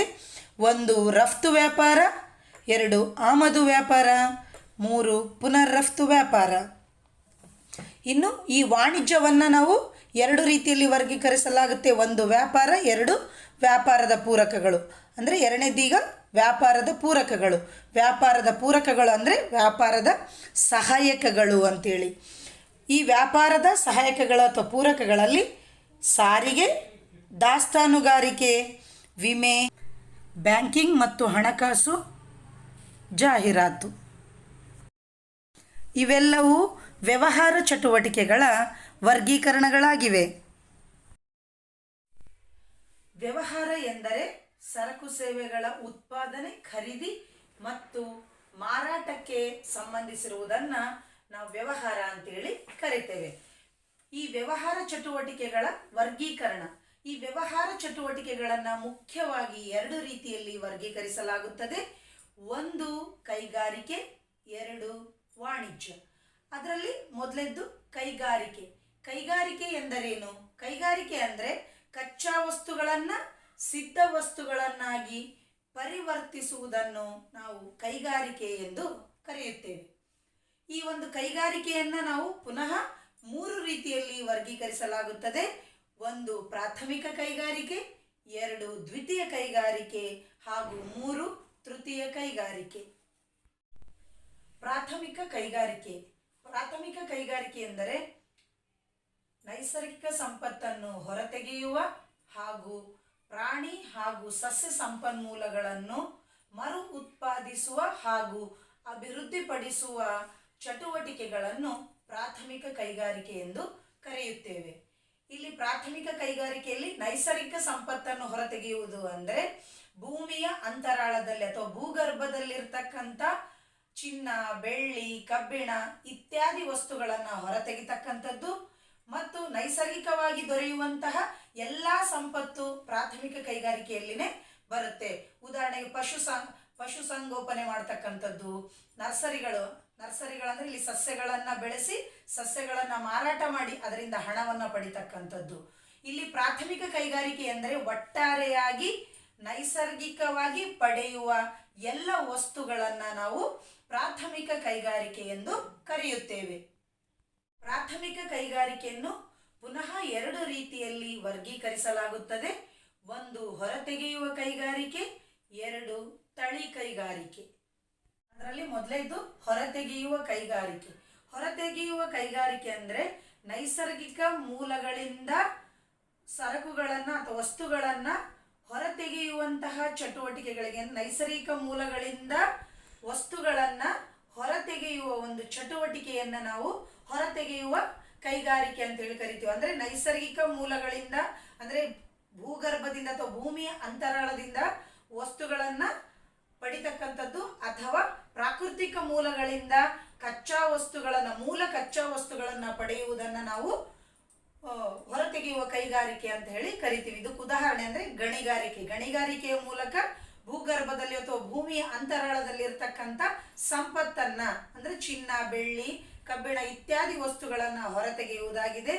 ವ್ಯವಸಾಯ, ಬೇಟೆಗಾರಿಕೆ, ಮೀನುಗಾರಿಕೆ ಇತ್ಯಾದಿಗಳು ಇವೆಲ್ಲವೂ ಏನಂದ್ರೆ ಹೊರತೆಗೆಯುವ ಕೈಗಾರಿಕೆಗಳಾಗಿವೆ. ತಳಿ ಕೈಗಾರಿಕೆ ಎಂದರೆ ಲಾಭದ ಉದ್ದೇಶದಿಂದ ಗಿಡಗಳನ್ನು ಮತ್ತು ಪ್ರಾಣಿಗಳನ್ನು ಮರು ಉತ್ಪಾದಿಸುವ ಹಾಗೂ ಅಭಿವೃದ್ಧಿಗೊಳಿಸುವ ಚಟುವಟಿಕೆಗಳನ್ನು ತಳಿ ಕೈಗಾರಿಕೆ ಅಂತ ಹೇಳಿ ಕರೆಯಲಾಗುತ್ತೆ. ಇಲ್ಲಿ ಉದಾಹರಣೆಗೆ ಏನಂತಂದ್ರೆ ನರ್ಸರಿಗಳ ಮೂಲಕ ಅಂದ್ರೆ ಗಿಡಗಳನ್ನ ಸಸಿಗಳನ್ನ ಬೆಳೆಸಿ ಸಸಿಗಳನ್ನ ಮಾರಾಟ ಮಾಡಿ ಅದರಿಂದ ಲಾಭ ಗಳಿಸ್ತಕ್ಕಂಥ ಅಥವಾ ಹಣವನ್ನ ಪಡಿತಕ್ಕಂಥದ್ದು, ಮತ್ತು ಪಶು ಸಂಗೋಪನೆ ಮಾಡ್ತಕ್ಕಂಥದ್ದು, ಕೋಳಿ ಸಾಗಾಣಿಕೆ ಅಂದ್ರೆ ಕೋಳಿ ಫಾರ್ಮು, ಹಾಲಿನ ಡೈರಿ, ಇವುಗಳ ಮೂಲಕ ಇವೆಲ್ಲವೂ ಏನಂತಂದ್ರೆ ತಳಿ ಕೈಗಾರಿಕೆಗಳಿಗೆ ಉದಾಹರಣೆಗಳಾಗಿವೆ. ಒಟ್ಟಾರೆಯಾಗಿ ತಳಿ ಕೈಗಾರಿಕೆ ಅಂದ್ರೆ ಗಿಡಗಳನ್ನು ಮತ್ತು ಪ್ರಾಣಿಗಳನ್ನ ಮರು ಉತ್ಪಾದಿಸುವ ಅಂದ್ರೆ ಅದರ ಸಂತಾನೋತ್ಪತ್ತಿ ಮಾಡ್ತಕ್ಕಂಥದ್ದು ಕಾರ್ಯವನ್ನ ನಾವು ಇಲ್ಲಿ ತಳಿ ಕೈಗಾರಿಕೆ ಅಂತ ಹೇಳಿ ಕರಿತೀವಿ. ಇನ್ನು ಎರಡನೇದು ದ್ವಿತೀಯ ಕೈಗಾರಿಕೆ. ದ್ವಿತೀಯ ಕೈಗಾರಿಕೆ ಅಂದ್ರೆ ಪ್ರಾಥಮಿಕ ಕೈಗಾರಿಕೆಯಿಂದ ಹೊರತೆಗೆದ ಕಚ್ಚಾ ವಸ್ತುಗಳನ್ನ ಬಳಸಿಕೊಂಡು ಸಂಸ್ಕರಣೆ ಮಾಡಿ ಮರು ಉತ್ಪಾದಿಸಿ ಅಂತಿಮ ಅನುಭೋಗಿಗಳಿಗೆ ಮಾರಾಟ ಮಾಡುವುದನ್ನು ನಾವು ದ್ವಿತೀಯ ಕೈಗಾರಿಕೆ ಅಂತ ಹೇಳಿ ಕರಿತೀವಿ. ಅಂದ್ರೆ ಇಲ್ಲಿ ಉದಾಹರಣೆ ಏನಂತಂದ್ರೆ ನಾವು ಗಣಿಗಾರಿಕೆಯ ಮೂಲಕ ಭೂಮಿಯ ಅಂತರಾಳದಿಂದ ಕಬ್ಬಿಣದ ಅದಿರನ್ನು ಹೊರತೆಗಿತಕ್ಕಂಥದ್ದು. ಕಬ್ಬಿಣದ ಅದಿರನ್ನ ಹೊರತೆಗೆಯುವುದು ಪ್ರಾಥಮಿಕ ಕೈಗಾರಿಕೆಯಾದರೆ ಆ ಕಬ್ಬಿಣದ ಅದಿರಿನಿಂದ ಉಕ್ಕನ್ನು ತಯಾರಿಸುವುದು ದ್ವಿತೀಯ ಕೈಗಾರಿಕೆಯಾಗಿದೆ. ಇಲ್ಲಿ ಇನ್ನೊಂದು ಉದಾಹರಣೆ ಏನಂತಂದ್ರೆ ಭೂಮಿಯ ಅಂತರಾಳದಿಂದ ಚಿನ್ನವನ್ನು ತೆಗಿತಕ್ಕಂಥ. ಚಿನ್ನ ಅಂದ್ರೆ ನಮಗೆ ಪರಿಶುದ್ಧ ಚಿನ್ನ ದೊರೆಯೋದಿಲ್ಲ, ಅಲ್ಲಿ ಅದು ಮಣ್ಣೊಳಗೆ ಬೆರೆತಿರುತ್ತೆ.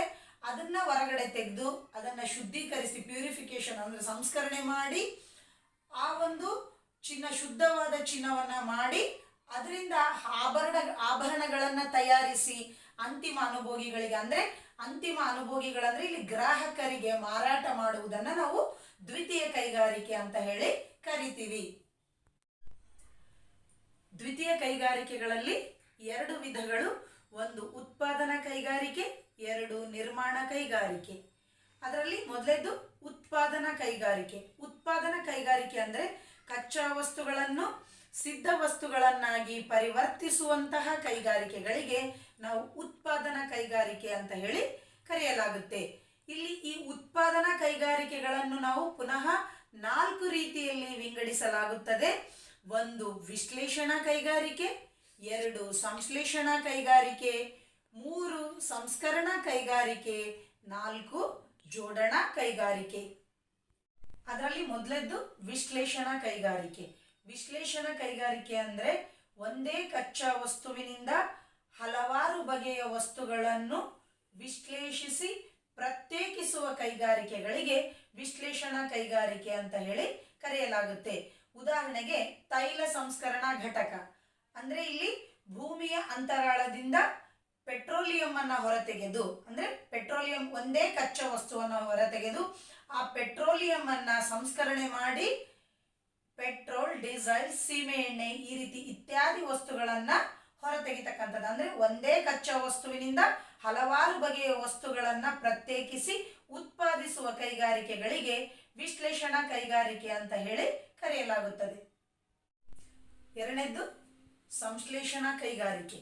ಸಂಶ್ಲೇಷಣಾ ಕೈಗಾರಿಕೆ ಅಂತಂದ್ರೆ ಇಲ್ಲಿ ಹಲವಾರು ವಸ್ತುಗಳನ್ನ ಸಂಯೋಜಿಸಿ ಒಂದು ಹೊಸ ವಸ್ತುವನ್ನು ಉತ್ಪಾದಿಸುವಂತಹ ಕೈಗಾರಿಕೆಗೆ ಸಂಶ್ಲೇಷಣಾ ಕೈಗಾರಿಕೆ ಎಂದು ಕರೆಯಲಾಗುತ್ತದೆ.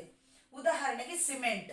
ಇಲ್ಲಿ ಏನಂದ್ರೆ ಸಿಮೆಂಟ್ ಅನ್ನ ಉತ್ಪಾದನೆ ಮಾಡಬೇಕಾದ್ರೆ ಹಲವಾರು ವಸ್ತುಗಳನ್ನು ಸಂಯೋಜನೆ ಮಾಡಲಾಗುತ್ತೆ. ಅಂದ್ರೆ ಇಲ್ಲಿ ಮರಳು, ಸುಣ್ಣದ ಕಲ್ಲು ಮತ್ತು ಜಿಪ್ಸಮ್ ಈ ಮೂರನ್ನ ಸಂಯೋಜಿಸಿ ಒಂದು ಹೊಸ ವಸ್ತು ಇಲ್ಲಿ ಸಿಮೆಂಟ್ ಅನ್ನ ತಯಾರು ಮಾಡಲಾಗುತ್ತೆ.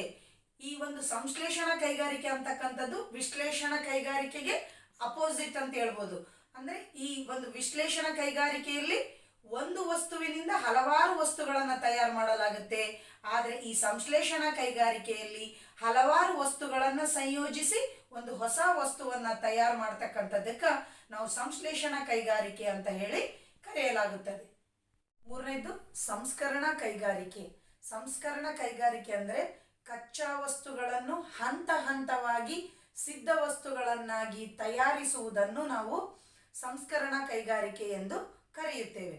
ಉದಾಹರಣೆ ಅಂತಂದ್ರೆ ಒಂದು ಬಟ್ಟೆ ಫ್ಯಾಕ್ಟರಿಯನ್ನು ತಗೊಳ್ರಿ. ಬಟ್ಟೆಯನ್ನು ತಗೊಂಡ್ರೆ ಒಂದು ಬಟ್ಟೆ ತಯಾರಾಗಬೇಕಂದ್ರೆ ಅದು ಮೊದಲು ಹತ್ತಿಯಿಂದ ದಾರವನ್ನಾಗಿ ತಯಾರು ಮಾಡಲಾಗುತ್ತೆ. ಆ ದಾರದಿಂದ ಹಂತ ಹಂತವಾಗಿ ಬಟ್ಟೆಯನ್ನಾಗಿ ಮಾಡುತ್ತಾ ಬಟ್ಟೆಗೆ ಬಣ್ಣ ನೀಡಬೇಕಾಗುತ್ತಾ, ಆಮೇಲೆ ಆ ಬಟ್ಟೆಯನ್ನು ಸ್ಟಿಚ್ ಮಾಡಬೇಕಾಗುತ್ತಾ, ಸ್ಟಿಚ್ ಮಾಡಿ ಆಮೇಲೆ ಅದನ್ನು ಒಂದು ರೆಡಿಮೇಡ್ ಬಟ್ಟೆಯಾಗಿ ಹೊರತೆಗೆಯಲಾಗುತ್ತೆ. ಈ ರೀತಿ ಹಂತ ಹಂತವಾಗಿ ಯಾವುದನ್ನು ತಯಾರಿಸಲಾಗುತ್ತೆ ಅದನ್ನು ನಾವು ಸಂಸ್ಕರಣಾ ಕೈಗಾರಿಕೆ ಅಂತ ಹೇಳಿ ಕರಿತೀವಿ. ಇನ್ನು ಉದಾಹರಣೆ ಅಂದರೆ ಸಕ್ಕರೆ ಮತ್ತು ಬೆಲ್ಲದ ಫ್ಯಾಕ್ಟ್ರಿ. ಇಲ್ಲಿ ಏನಂತಂದರೆ ಕಬ್ಬಿನಿಂದ ರಸವನ್ನು ತೆಗೆದು ಅದಕ್ಕೆ ಒಂದು ರಾಸಾಯನಿಕ ವಸ್ತುಗಳನ್ನು ಸೇರಿಸಿ ಹಂತ ಹಂತವಾಗಿ ಅದನ್ನು ಏನು ಮಾಡ್ತಾರೆ, ಸಕ್ಕರೆ ಅಥವಾ ಬೆಲ್ಲವಾಗಿ ತಯಾರು ಮಾಡಲಾಗುತ್ತೆ. ಅದೇ ರೀತಿ ಕಾಗದವನ್ನು ಒಂದು ಮರದ ಹಾಲಿನಿಂದ ಕಾಗದ ತೆಗೆದು ಆ ಕಾಗದ ಒಂದು ಹಾಲನ್ನು ಹಂತ ಹಂತವಾಗಿ ಏನಾಗುತ್ತೆ ಅಂದರೆ ಅದು ಕಾಗದದ ರೂಪದಲ್ಲಿ ಹೊರಬರುತ್ತೆ. ಈ ರೀತಿಯಾಗಿ ಯಾವುದನ್ನು ಹಂತ ಹಂತವಾಗಿ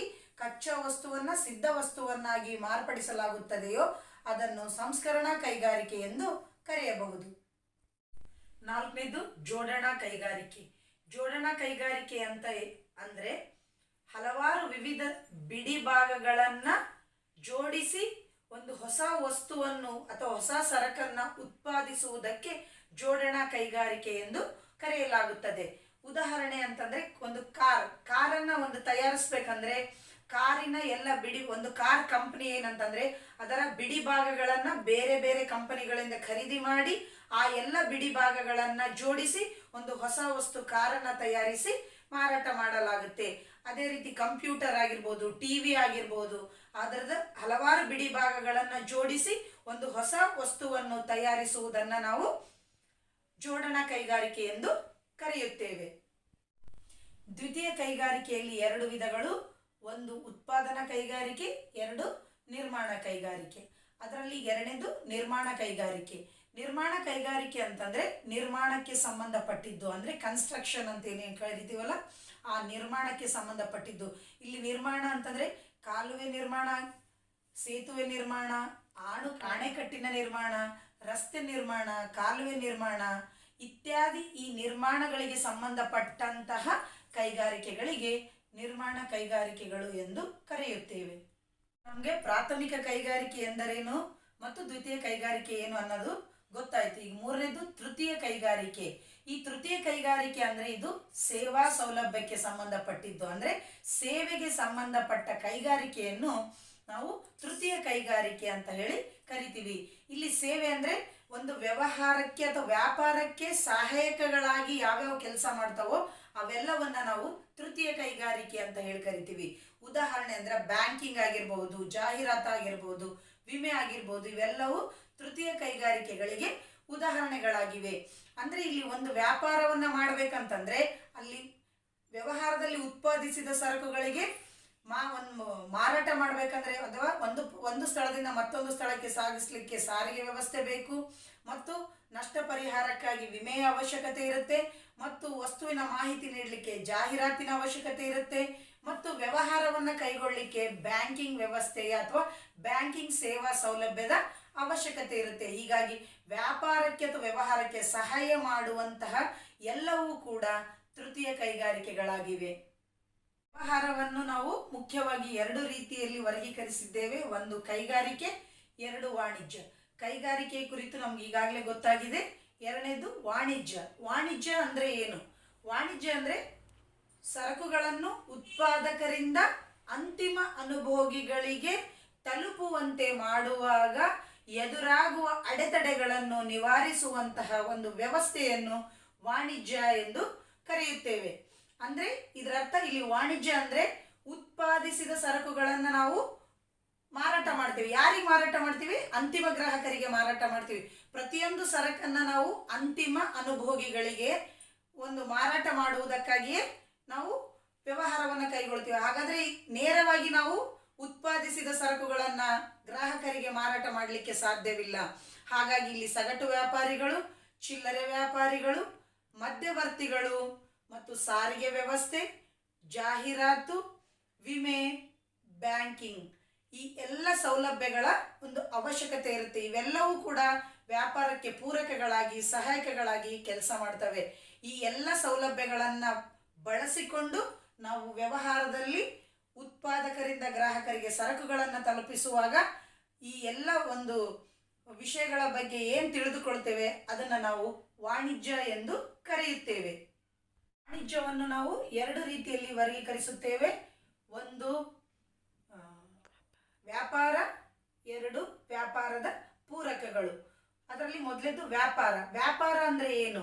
ವ್ಯಾಪಾರ ಅಂದರೆ ಸರಕು ಸೇವೆಗಳ ಖರೀದಿ ಮತ್ತು ಮಾರಾಟ ಮಾಡುವುದನ್ನು ನಾವು ವ್ಯಾಪಾರ ಅಂತ ಹೇಳ್ತೀವಿ. ವ್ಯಾಪಾರ ಅಂದರೆ ಸರಕು ಸೇವೆಗಳನ್ನು ಖರೀದಿಸಿ ಮಾರಾಟ ಮಾಡುವುದನ್ನು ವ್ಯಾಪಾರ ಅಂತ. ಅಂದರೆ ಇಲ್ಲಿ ಎರಡು ಚಟುವಟಿಕೆಗಳು, ಖರೀದಿ ಮತ್ತು ಮಾರಾಟ, ಎರಡು ಚಟುವಟಿಕೆಗಳನ್ನು ಒಳಗೊಂಡಿರುವುದನ್ನು ನಾವು ವ್ಯಾಪಾರ ಎಂದು ಕರೆಯುತ್ತೇವೆ.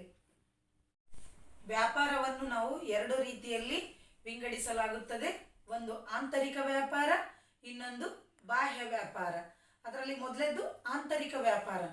ಆಂತರಿಕ ವ್ಯಾಪಾರ ಅಂದರೆ ದೇಶದ ಭೌಗೋಳಿಕ ಎಲ್ಲೆಯೊಳಗೆ ನಡೆಯುವ ಖರೀದಿ ಮತ್ತು ಮಾರಾಟ ಚಟುವಟಿಕೆಗಳನ್ನು ನಾವು ಆಂತರಿಕ ವ್ಯಾಪಾರ ಎಂದು ಕರೆಯುತ್ತೇವೆ. ಅಂದರೆ ಒಂದು ದೇಶದ ಒಳಗಡೆ ನಡೆಯುವಂತಹ ವ್ಯಾಪಾರ, ಖರೀದಿ ಮತ್ತು ಮಾರಾಟ ಅಂತಕ್ಕಂಥದ್ದು ದೇಶದ ಒಳಗಡೆ ನಡೆಯುವ ಒಂದು ವ್ಯಾಪಾರವನ್ನು ನಾವು ದೇಶೀಯ ವ್ಯಾಪಾರ ಅಥವಾ ಸ್ವದೇಶಿ ವ್ಯಾಪಾರ ಅಥವಾ ಆಂತರಿಕ ವ್ಯಾಪಾರ ಎಂದು ಕರೆಯುತ್ತೇವೆ.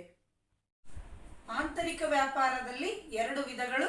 ಒಂದು ಸಗಟು ವ್ಯಾಪಾರ, ಎರಡು ಚಿಲ್ಲರೆ ವ್ಯಾಪಾರ. ಅದರಲ್ಲಿ ಮೊದಲೇದು ಸಗಟು ವ್ಯಾಪಾರ. ಸಗಟು ವ್ಯಾಪಾರ ಅಂದರೆ ಸರಕುಗಳನ್ನು ದೊಡ್ಡ ಪ್ರಮಾಣದಲ್ಲಿ ಖರೀದಿಸಿ ದೊಡ್ಡ ಪ್ರಮಾಣದಲ್ಲಿ ಮಾರಾಟ ಮಾಡುವುದನ್ನು ಸಗಟು ವ್ಯಾಪಾರ ಎಂದು ಕರೆಯುತ್ತೇವೆ. ಇನ್ನು ಎರಡನೇದು ಚಿಲ್ಲರೆ ವ್ಯಾಪಾರ. ಚಿಲ್ಲರೆ ವ್ಯಾಪಾರ ಅಂದರೆ ಇಲ್ಲಿ ಸರಕುಗಳನ್ನು ಸಣ್ಣ ಪ್ರಮಾಣದಲ್ಲಿ ಖರೀದಿಸಿ ಅಂತಿಮ ಬಳಕೆದಾರರಿಗೆ ಮಾರಾಟ ಮಾಡುವುದನ್ನು ಚಿಲ್ಲರೆ ವ್ಯಾಪಾರ ಎಂದು ಕರೆಯುತ್ತೇವೆ. ವ್ಯಾಪಾರಗಳನ್ನು ನಾವು ಎರಡು ರೀತಿಯಲ್ಲಿ ವರ್ಗೀಕರಿಸಲಾಗಿದೆ. ಒಂದು ಆಂತರಿಕ ವ್ಯಾಪಾರ, ಎರಡು ಬಾಹ್ಯ ವ್ಯಾಪಾರ. ಆಂತರಿಕ ವ್ಯಾಪಾರದ ಬಗ್ಗೆ ನಮಗೆ ಗೊತ್ತಾಯಿತು. ನೆಕ್ಸ್ಟ್ ಈಗ ಬಾಹ್ಯ ವ್ಯಾಪಾರ. ಬಾಹ್ಯ ವ್ಯಾಪಾರ ಅಂತಂದರೆ ಎರಡು ಅಥವಾ ಎರಡಕ್ಕಿಂತ ಹೆಚ್ಚು ರಾಷ್ಟ್ರಗಳೊಂದಿಗೆ ನಡೆಯುವ ವ್ಯವಹಾರವನ್ನು ಬಾಹ್ಯ ವ್ಯಾಪಾರ ಅಥವಾ ವಿದೇಶಿ ವ್ಯಾಪಾರ ಎಂದು ಕರೆಯುತ್ತೇವೆ. ಈ ಬಾಹ್ಯ ವ್ಯಾಪಾರವನ್ನು ನಾವು ಮೂರು ರೀತಿಯಲ್ಲಿ ವರ್ಗೀಕರಿಸಬಹುದು. ಒಂದು ರಫ್ತು ವ್ಯಾಪಾರ, ಎರಡು ಆಮದು ವ್ಯಾಪಾರ, ಮೂರು ಪುನರ್ ರಫ್ತು ವ್ಯಾಪಾರ.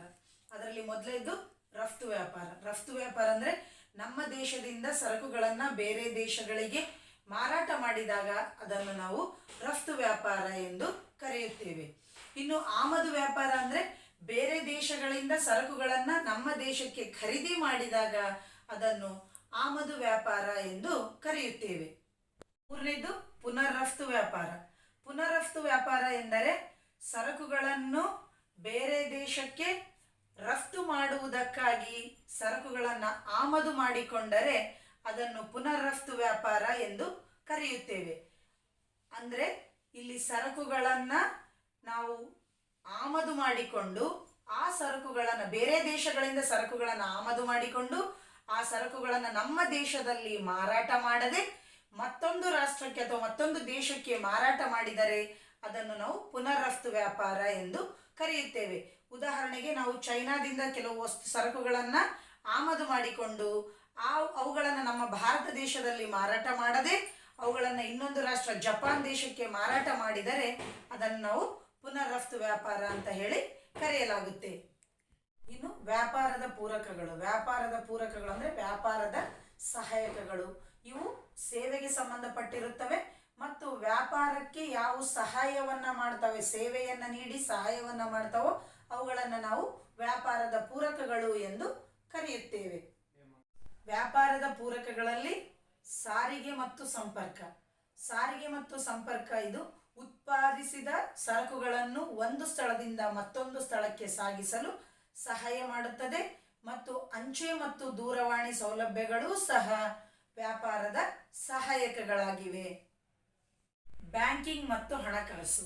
ಈ ಬ್ಯಾಂಕಿಂಗ್ ವ್ಯವಸ್ಥೆಯು ಹಣಕಾಸಿನ ಸಮಸ್ಯೆಗಳನ್ನು ನಿವಾರಿಸಲು ಸಹಾಯ ಮಾಡುವ ಸೇವಾ ಸೌಲಭ್ಯವನ್ನು ನಾವು ಬ್ಯಾಂಕಿಂಗ್ ಎಂದು ಕರೆಯುತ್ತೇವೆ. ವಿಮೆ. ವಿಮೆ ಅಂದರೆ ವ್ಯಕ್ತಿಗೆ ಅಥವಾ ಸರಕುಗಳಿಗೆ ನಷ್ಟ ಉಂಟಾದಾಗ ಆ ನಷ್ಟಕ್ಕೆ ಪರಿಹಾರ ಪಡೆಯುವುದನ್ನು ನಾವು ವಿಮೆ ಅಂತ ಹೇಳಿ ಕರಿತೀವಿ. ಇಲ್ಲಿ ವಿಮೆ ಅಂದರೆ ವಿಮಾ ಕಂಪನಿಗೆ ವಿಮಾದಾರ ಕಂತನ್ನು ಕಟ್ಟಿ ಅಂದರೆ ಕಂತಿನ ರೂಪದಲ್ಲಿ ಹಣವನ್ನು ಕಟ್ಟಿ ಅದಕ್ಕೆ ಪ್ರತಿಫಲವಾಗಿ ತನ್ನ ಸರಕುಗಳಿಗೆ ನಷ್ಟ ಉಂಟಾದಾಗ ಅದಕ್ಕೆ ಪರಿಹಾರ ಪಡೆಯುವ ಒಂದು ವ್ಯವಸ್ಥೆಗೆ ವಿಮೆ ಎಂದು ಕರೆಯಲಾಗುತ್ತದೆ. ದಾಸ್ತಾನುಗಾರಿಕೆ. ದಾಸ್ತಾನುಗಾರಿಕೆ ಎಂದರೆ ಉತ್ಪಾದಿಸಿದ ಸರಕುಗಳನ್ನು ಬೇಡಿಕೆ ಬರುವವರೆಗೆ ಕೆಡದಂತೆ ಸಂರಕ್ಷಿಸಿಡಲು ಮಾಡಿರುವ ಒಂದು ವಿಶೇಷ ಮಾರ್ಪಾಡುಗಳನ್ನು ದಾಸ್ತಾನುಗಾರಿಕೆ ಎಂದು ಕರೆಯುತ್ತೇವೆ. ಅಂದ್ರೆ ಇಲ್ಲಿ ಸರಕುಗಳನ್ನು ಉತ್ಪಾದಿಸಿದ ತಕ್ಷಣ ನಾವು ಮಾರಾಟ ಮಾಡಲಿಕ್ಕೆ ಸಾಧ್ಯವಿಲ್ಲ. ಆ ಉತ್ಪಾದಿಸಿದ ಸರಕುಗಳಿಗೆ ಒಂದು ಬೇಡಿಕೆ ಬರುವವರೆಗೆ ಅವುಗಳನ್ನು ಕೆಡದಂತೆ ಸಂರಕ್ಷಿಸಲು ಒಂದು ವಿಶೇಷ ರೀತಿಯಲ್ಲಿ ಕಟ್ಟಿರುವ ಒಂದು ಕಟ್ಟಡವನ್ನು ನಿರ್ಮಿಸಿ ಆ ಕಟ್ಟಡದಲ್ಲಿ ಆ ಸರಕುಗಳನ್ನು ಕೆಡದಂತೆ ಕಾಪಾಡಲು ಮಾಡಿರುವ ಒಂದು ವ್ಯವಸ್ಥೆಯನ್ನು ನಾವು ದಾಸ್ತಾನುಗಾರಿಕೆ ಎಂದು ಕರೆಯುತ್ತೇವೆ. ಜಾಹೀರಾತು ಉತ್ಪಾದಿಸಿದ ಸರಕುಗಳನ್ನು ಗ್ರಾಹಕರು ಕೊಳ್ಳುವಂತೆ ಮನವೊಲಿಸಲು ಮಾಡುವ ಮಾರಾಟ ಪ್ರವರ್ತನೆಯ ವಿಧಾನವನ್ನು ನಾವು ಜಾಹೀರಾತು ಎಂದು ಕರೆಯುತ್ತೇವೆ. ಅಂದರೆ ಇಲ್ಲಿ ಉತ್ಪಾದಿಸಿದ ಸರಕುಗಳನ್ನು ಗ್ರಾಹಕರು ಕೊಳ್ಳುವಂತೆ ಅವರನ್ನು ಮನವೊಲಿಸಲು ಮಾಡುವ ಒಂದು ಚಟುವಟಿಕೆಯಾಗಿದೆ. ಅಂದರೆ ಇಲ್ಲಿ ಸರಕುಗಳನ್ನು ಉತ್ಪಾದಿಸಿದ ತಕ್ಷಣ ನಾವು ನೇರವಾಗಿ ಗ್ರಾಹಕರಿಗೆ ಮಾರಾಟ ಮಾಡಲಿಕ್ಕೆ ಸಾಧ್ಯವಿಲ್ಲ. ಉತ್ಪಾದಿಸಿದ ಸರಕಿನ ಬಗ್ಗೆ ಗ್ರಾಹಕರಿಗೆ ಮಾಹಿತಿಯನ್ನು ನೀಡಿ ಅವರಿಗೆ ಆ ಸರಕನ್ನು ಕೊಳ್ಳುವಂತೆ ಮಾಡುವ ಒಂದು ವಿಧಾನವೇ ಜಾಹೀರಾತಾಗಿದೆ. ಇವೆಲ್ಲವೂ ವ್ಯವಹಾರ ಚಟುವಟಿಕೆಯ ವರ್ಗೀಕರಣಗಳಾಗಿವೆ. ವ್ಯವಹಾರ ಚಟುವಟಿಕೆಗಳ ವರ್ಗೀಕರಣ. ಅದರಲ್ಲಿ ಮೊದಲನೇದು ಕೈಗಾರಿಕೆ. ಕೈಗಾರಿಕೆ ಎಂದರೆ ಕಚ್ಚಾ ವಸ್ತುಗಳನ್ನು ಸಿದ್ಧ ವಸ್ತುಗಳನ್ನಾಗಿ ಪರಿವರ್ತಿಸುವುದಕ್ಕೆ ಕೈಗಾರಿಕೆ ಎಂದು ಕರೆಯುತ್ತಾರೆ. ಕೈಗಾರಿಕೆಯನ್ನು 3 ರೀತಿಯಲ್ಲಿ ವಿಂಗಡಿಸಲಾಗುತ್ತದೆ. 1 ಪ್ರಾಥಮಿಕ ಕೈಗಾರಿಕೆ, 2 ದ್ವಿತೀಯ ಕೈಗಾರಿಕೆ, 3 ತೃತೀಯ ಕೈಗಾರಿಕೆ. ಮೊದಲನೇದು ಪ್ರಾಥಮಿಕ ಕೈಗಾರಿಕೆ. ನೈಸರ್ಗಿಕ ಸಂಪತ್ತನ್ನು ಹೊರತೆಗೆಯುವ ಹಾಗೂ ಪ್ರಾಣಿ ಹಾಗೂ ಸಸ್ಯ ಸಂಪನ್ಮೂಲಗಳನ್ನು ಮರು ಉತ್ಪಾದಿಸುವ ಮತ್ತು ಅಭಿವೃದ್ಧಿಪಡಿಸುವ ಚಟುವಟಿಕೆಯನ್ನು ಪ್ರಾಥಮಿಕ ಕೈಗಾರಿಕೆ ಎಂದು ಕರೆಯುತ್ತಾರೆ. ಪ್ರಾಥಮಿಕ ಕೈಗಾರಿಕೆಯನ್ನು ಪುನಃ 2 ರೀತಿಯಲ್ಲಿ ವರ್ಗೀಕರಿಸಲಾಗುತ್ತದೆ. 1 ಹೊರತೆಗೆಯುವ ಕೈಗಾರಿಕೆ, 2 ತಳಿ ಅಥವಾ ಜೈವಿಕ ಕೈಗಾರಿಕೆ. ಪ್ರಾಥಮಿಕ ಕೈಗಾರಿಕೆಯಲ್ಲಿ ಮೊದಲನೆಯದು ಹೊರತೆಗೆಯುವ ಕೈಗಾರಿಕೆ. ನೈಸರ್ಗಿಕ ಮೂಲಗಳಿಂದ ವಸ್ತುಗಳನ್ನು ಹೊರತೆಗೆಯುವ ಚಟುವಟಿಕೆಯಾಗಿದೆ. ಭೂಗರ್ಭದಿಂದ ಅಥವಾ ಪ್ರಾಕೃತಿಕ ವಾತಾವರಣದಿಂದ ಮೂಲ ಕಚ್ಚಾ ವಸ್ತುಗಳನ್ನು ಹೊರತೆಗೆಯಲಾಗುತ್ತದೆ. ಉದಾಹರಣೆ ಗಣಿಗಾರಿಕೆ, ವ್ಯವಸಾಯ, ಬೇಟೆಗಾರಿಕೆ, ಮೀನುಗಾರಿಕೆ. ಎರಡನೇದ್ದು ತಳಿ ಅಥವಾ ಜೈವಿಕ ಕೈಗಾರಿಕೆ.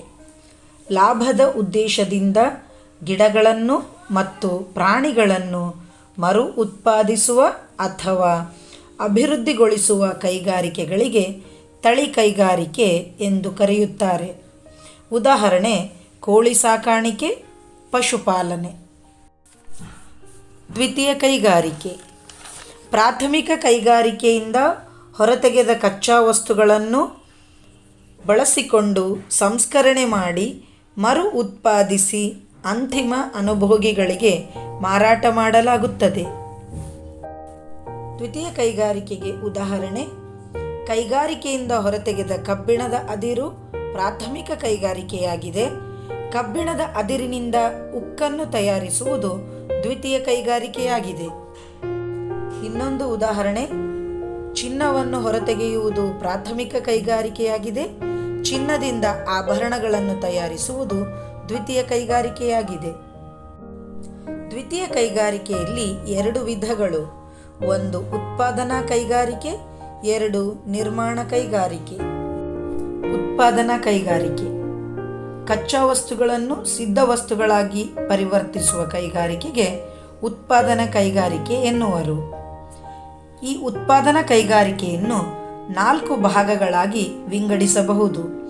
1 ವಿಶ್ಲೇಷಣಾ ಕೈಗಾರಿಕೆ, 2 ಸಂಶ್ಲೇಷಣಾ ಕೈಗಾರಿಕೆ, 3 ಸಂಸ್ಕರಣಾ ಕೈಗಾರಿಕೆ, 4 ಜೋಡಣಾ ಕೈಗಾರಿಕೆ. ಮೊದಲನೇದು ವಿಶ್ಲೇಷಣಾ ಕೈಗಾರಿಕೆ. ಒಂದೇ ಕಚ್ಚಾ ವಸ್ತುವಿನಿಂದ ವಿವಿಧ ವಸ್ತುಗಳನ್ನು ವಿಶ್ಲೇಷಿಸಿ ಪ್ರತ್ಯೇಕಿಸುವ ಕೈಗಾರಿಕೆಗೆ ವಿಶ್ಲೇಷಣಾ ಕೈಗಾರಿಕೆ ಎನ್ನುವರು. ಉದಾಹರಣೆ ತೈಲ ಸಂಸ್ಕರಣಾ ಘಟಕ. ಎರಡನೇದು ಸಂಶ್ಲೇಷಣಾ ಕೈಗಾರಿಕೆ. ಹಲವಾರು ಕಚ್ಚಾ ವಸ್ತುಗಳನ್ನು ಸಂಯೋಜಿಸಿ ಹೊಸ ವಸ್ತು ಉತ್ಪಾದಿಸುವ ಕೈಗಾರಿಕೆಗಳನ್ನು ಸಂಶ್ಲೇಷಣಾ ಕೈಗಾರಿಕೆ ಎನ್ನುವರು.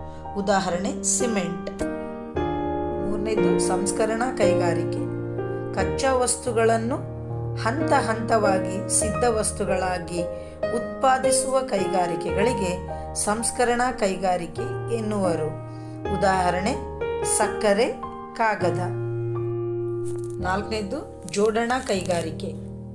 ವಿವಿಧ ಭಾಗಗಳನ್ನು ಜೋಡಿಸಿ ಹೊಸ ಸರಕನ್ನು ತಯಾರಿಸಲಾಗುತ್ತದೆ. ಇದನ್ನು ಜೋಡಣಾ ಕೈಗಾರಿಕೆ ಎನ್ನುವರು. ಉದಾಹರಣೆ ಟಿವಿ, ಕಾರ್, ಕಂಪ್ಯೂಟರ್ ಇತ್ಯಾದಿಗಳು. ಕೈಗಾರಿಕೆಗಳಲ್ಲಿ ಎರಡನೇದು ನಿರ್ಮಾಣ ಕೈಗಾರಿಕೆ. ಈ ಕೈಗಾರಿಕೆಗಳು ಕಟ್ಟಡ, ಆಣೆಕಟ್ಟು, ಸೇತುವೆ, ರಸ್ತೆ, ಕಾಲುವೆಗಳನ್ನು ನಿರ್ಮಿಸುವ ಕೈಗಾರಿಕೆಗಳಿಗೆ ನಿರ್ಮಾಣ ಕೈಗಾರಿಕೆಗಳು ಎಂದು ಹೇಳಲಾಗುತ್ತದೆ. ಮೂರನೇದು ತೃತೀಯ ಕೈಗಾರಿಕೆ. ಈ ಕೈಗಾರಿಕೆಗಳು ಸೇವಾ ಸೌಲಭ್ಯಗಳನ್ನು ಒದಗಿಸುತ್ತವೆ. ಇವು ವ್ಯಾಪಾರಕ್ಕೆ ಸಹಾಯಕಗಳಾಗಿವೆ. ಉದಾಹರಣೆ ಬ್ಯಾಂಕಿಂಗ್, ಸಾರಿಗೆ, ಜಾಹೀರಾತು, ವಿಮೆ ಇತ್ಯಾದಿಗಳು. ಕೈಗಾರಿಕೆಗಳಲ್ಲಿ ಎರಡನೇದ್ದು ವಾಣಿಜ್ಯ. ಸರಕುಗಳನ್ನು ಉತ್ಪಾದಿಸಿ ಅವುಗಳನ್ನು ಅಂತಿಮ ಬಳಕೆದಾರರಿಗೆ ತಲುಪುವಂತೆ ಮಾಡುವಾಗ ಎದುರಾಗುವ ತೊಡಕುಗಳನ್ನು ನಿವಾರಿಸುವ ವ್ಯವಸ್ಥೆಯನ್ನು ವಾಣಿಜ್ಯ ಎನ್ನುವರು. ವಾಣಿಜ್ಯದಲ್ಲಿ ಎರಡು ವಿಧ. ಒಂದು ವ್ಯಾಪಾರ, ಎರಡು ವ್ಯಾಪಾರದ ಪೂರಕಗಳು. ಅದರಲ್ಲಿ ಮೊದಲನೇದ್ದು ವ್ಯಾಪಾರ. ಉತ್ಪಾದಿಸಿದ ಸರಕುಗಳನ್ನು ಖರೀದಿ ಮಾಡಿ ಮಾರಾಟ ಮಾಡುವುದನ್ನು ವ್ಯಾಪಾರ ಎನ್ನುವರು. ವ್ಯಾಪಾರದಲ್ಲಿ ಎರಡು ರೀತಿಯ ವ್ಯಾಪಾರಗಳಿವೆ. ಒಂದು ಆಂತರಿಕ ವ್ಯಾಪಾರ, ಎರಡು ಬಾಹ್ಯ ವ್ಯಾಪಾರ. ಅದರಲ್ಲಿ ಮೊದಲನೇದ್ದು ಆಂತರಿಕ ವ್ಯಾಪಾರ. ಒಂದು ದೇಶದ ಭೌಗೋಳಿಕ ಎಲ್ಲೆಯೊಳಗೆ ಸರಕು ಸೇವೆಗಳನ್ನು ಖರೀದಿಸಿ ಮಾರಾಟ ಮಾಡುವುದನ್ನು ಆಂತರಿಕ ವ್ಯಾಪಾರ ಅಥವಾ ದೇಶೀಯ ಅಥವಾ ಸ್ವದೇಶಿ ವ್ಯಾಪಾರ ಎನ್ನುವರು. ಆಂತರಿಕ ವ್ಯಾಪಾರದಲ್ಲಿ ಎರಡು ವಿಧಗಳು. ಒಂದು ಸಗಟು ವ್ಯಾಪಾರ, ಎರಡು ಚಿಲ್ಲರೆ ವ್ಯಾಪಾರ. ಅಲ್ಲಿ ಮೊದಲನೇದು ಸಗಟು ವ್ಯಾಪಾರ. ಸರಕುಗಳನ್ನು ದೊಡ್ಡ ಪ್ರಮಾಣದಲ್ಲಿ ಖರೀದಿ ಮತ್ತು ಮಾರಾಟ ಮಾಡಿದಾಗ ಅದನ್ನು ಸಗಟು ವ್ಯಾಪಾರ ಎಂದು ಕರೆಯುತ್ತಾರೆ. ಎರಡನೇದು ಚಿಲ್ಲರೆ ವ್ಯಾಪಾರ.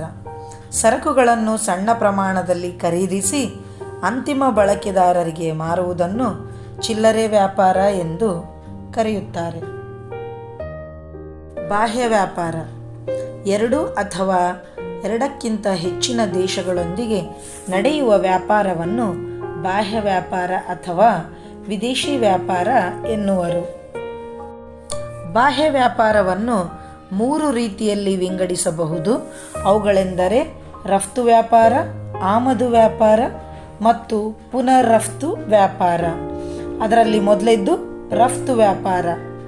ಬೇರೆ ದೇಶಗಳಿಗೆ ಸರಕುಗಳನ್ನು ಮಾರಾಟ ಮಾಡಿದರೆ ಅದನ್ನು ರಫ್ತು ವ್ಯಾಪಾರ ಎನ್ನುವರು. ಇನ್ನು ಎರಡನೇದ್ದು ಆಮದು ವ್ಯಾಪಾರ. ಬೇರೆ ದೇಶದಿಂದ ಸರಕುಗಳನ್ನು ಖರೀದಿಸಿದರೆ ಅದನ್ನು ಆಮದು ವ್ಯಾಪಾರ ಎನ್ನುವರು. ಮೂರನೇದು ಪುನರ್ರಫ್ತು ವ್ಯಾಪಾರ. ಸರಕುಗಳನ್ನು ಬೇರೆ ದೇಶಗಳಿಗೆ ರಫ್ತು ಮಾಡುವುದಕ್ಕಾಗಿ ಆಮದು ಮಾಡಿಕೊಂಡರೆ ಅದನ್ನು ಪುನರ್ರಫ್ತು ವ್ಯಾಪಾರ ಎನ್ನುವರು. ವಾಣಿಜ್ಯದಲ್ಲಿ ಎರಡನೇದು ವ್ಯಾಪಾರದ ಪೂರಕಗಳು ಅಥವಾ ಸಹಾಯಕಗಳು. ವ್ಯಾಪಾರಕ್ಕೆ ಸಹಾಯ ಮಾಡುವ ಚಟುವಟಿಕೆಗಳನ್ನು ವ್ಯಾಪಾರದ ಪೂರಕಗಳೆಂದು ಕರೆಯುತ್ತಾರೆ. ಇವು ಸೇವೆಗೆ ಸಂಬಂಧಿಸಿವೆ. ಸಾರಿಗೆ ಮತ್ತು ಸಂಪರ್ಕ. ಉತ್ಪಾದಿಸಿದ ಸರಕುಗಳನ್ನು ಒಂದು ಸ್ಥಳದಿಂದ ಇನ್ನೊಂದು ಸ್ಥಳಕ್ಕೆ ಸಾಗಿಸಲು ಸಹಾಯ ಮಾಡುತ್ತವೆ. ಅಂಚೆ ಮತ್ತು ದೂರವಾಣಿ ಸಹ ವ್ಯಾಪಾರದ ಪೂರಕಗಳಾಗಿವೆ. ಬ್ಯಾಂಕಿಂಗ್ ಮತ್ತು ಹಣಕಾಸು. ಹಣಕಾಸಿನ ಸಮಸ್ಯೆಗಳನ್ನು ನಿವಾರಿಸಲು ಸಹಾಯ ಮಾಡುತ್ತದೆ. ವಿಮೆ. ವಿಮೆ ಕಂಪನಿಗೆ ಕಂತನ್ನು ಪಾವತಿ ಮಾಡಿ ವ್ಯಕ್ತಿಗಳಿಗೆ ಮತ್ತು ಸರಕುಗಳಿಗೆ ಹಾನಿ ಉಂಟಾದಾಗ ಪರಿಹಾರ ಪಡೆಯುವುದಾಗಿದೆ. ದಾಸ್ತಾನುಗಾರಿಕೆ.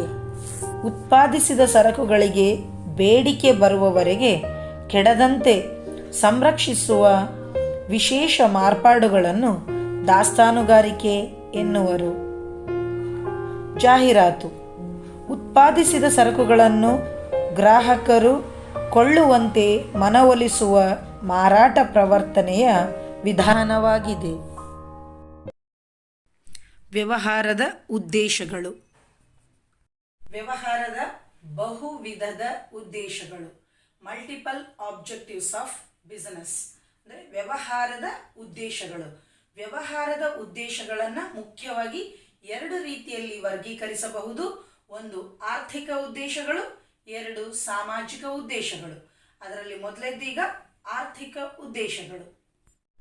ಆರ್ಥಿಕ ಉದ್ದೇಶಗಳಲ್ಲಿ ಮೊದಲನೇದ್ದು ಮಾರುಕಟ್ಟೆಯ ನೆಲೆ, ಮಾರ್ಕೆಟ್ ಸ್ಟ್ಯಾಂಡಿಂಗ್. ಅಂದರೆ ವ್ಯವಹಾರದ ಮುಖ್ಯ ಉದ್ದೇಶ ಹಣ ಸಂಪಾದನೆ ಮಾಡುವುದಾಗಿದೆ. ಪ್ರತಿಯೊಂದು ವ್ಯವಹಾರವನ್ನು ಲಾಭದ ಉದ್ದೇಶಕ್ಕಾಗಿಯೇ ಮಾಡಲಾಗುತ್ತದೆ. ಲಾಭದ ಜೊತೆಗೆ ವ್ಯವಹಾರ ಸಂಸ್ಥೆಯು ತನ್ನ ಗ್ರಾಹಕರಿಗೆ ತೃಪ್ತಿ ತರುವ ರೀತಿಯಲ್ಲಿ ಸರಕುಗಳನ್ನು ಒದಗಿಸುವುದರ ಮೂಲಕ, ಪೈಪೋಟಿಯುಕ್ತ ಸರಕುಗಳನ್ನು ಒದಗಿಸುವುದರ ಮೂಲಕ ಮಾರುಕಟ್ಟೆಯಲ್ಲಿ ನೆಲೆಗೊಳ್ಳುವ ಒಂದು ಪ್ರಯತ್ನವನ್ನು ಮಾಡುತ್ತದೆ. ಅಂದರೆ ಬರೀ ಲಾಭದ ಜೊತೆಗೆ ಆ ಒಂದು ವ್ಯವಹಾರವು ದೀರ್ಘಕಾಲದವರೆಗೆ ಮಾರುಕಟ್ಟೆಯಲ್ಲಿ ಒಂದು ಉಳಿಯುವ ಪ್ರಯತ್ನವನ್ನು ಅಥವಾ ಉಳಿಯುವ ಉದ್ದೇಶವನ್ನು ವ್ಯವಹಾರವು ಹೊಂದಿರುತ್ತದೆ. ಉದ್ದೇಶಗಳಲ್ಲಿ ಎರಡನೇದ್ದು ಆವಿಷ್ಕಾರ, ಇನೋವೇಷನ್. ಇಲ್ಲಿ ಆವಿಷ್ಕಾರ ಅಂದರೆ ಏನಾದರೂ ಹೊಸತನ್ನ ಕಂಡು ಹಿಡಿಯುವುದನ್ನು ನಾವು ಆವಿಷ್ಕಾರ ಅಂತ ಹೇಳಿ ಕರಿತೇವೆ. ಇಲ್ಲಿ ಆವಿಷ್ಕಾರವೆಂದರೆ ನಾವು ಯಾವುದಾದರೊಂದು ವಸ್ತುವನ್ನು ಉತ್ಪಾದನೆ ಮಾಡುವಾಗ ಇಲ್ಲಿ ಒಂದು ಹೊಸ ಕಲ್ಪನೆ ಅಥವಾ ಹೊಸ ವಿಧಾನವನ್ನು ಅಳವಡಿಸುವುದನ್ನು ಆವಿಷ್ಕಾರ ಎಂದು ಕರೆಯುತ್ತೇವೆ. ಈ ಆವಿಷ್ಕಾರದಲ್ಲಿ ಎರಡು ರೀತಿಯ ಆವಿಷ್ಕಾರಗಳಿವೆ. ಒಂದು ಸರಕು ಅಥವಾ ಸೇವೆಗಳಲ್ಲಿನ ಆವಿಷ್ಕಾರ, ಅಂದರೆ ಸರಕನ್ನು ಉತ್ಪಾದನೆ ಮಾಡುವಾಗ ಒಂದು ವಸ್ತುವಿನ ಒಂದು ಗುಣಮಟ್ಟ ಅಥವಾ ವಸ್ತುವಿನ ಔಟ್ಲುಕ್ ಅಂತ ಏನು ಕರಿತೀವಲ್ಲ, ಆ ವಸ್ತುವಿನ ಗುಣಮಟ್ಟದಲ್ಲಿನ ಆವಿಷ್ಕಾರ ಆಗಿರ್ಬೋದು. ಇನ್ನೊಂದು ಎರಡನೇದು ಉತ್ಪಾದಿಸಿದ ಸರಕನ್ನು ಗ್ರಾಹಕರಿಗೆ ತಲುಪುವಾಗ, ಅಂದ್ರೆ ಅದನ್ನು ಸರಕನ್ನು ಸರಬರಾಜು ಮಾಡಬೇಕಾದಾಗ ಬಳಸುವಂತಹ ಕೌಶಲ್ಯ ಮತ್ತು ಚಟುವಟಿಕೆಗಳಲ್ಲಿನ ಆವಿಷ್ಕಾರ.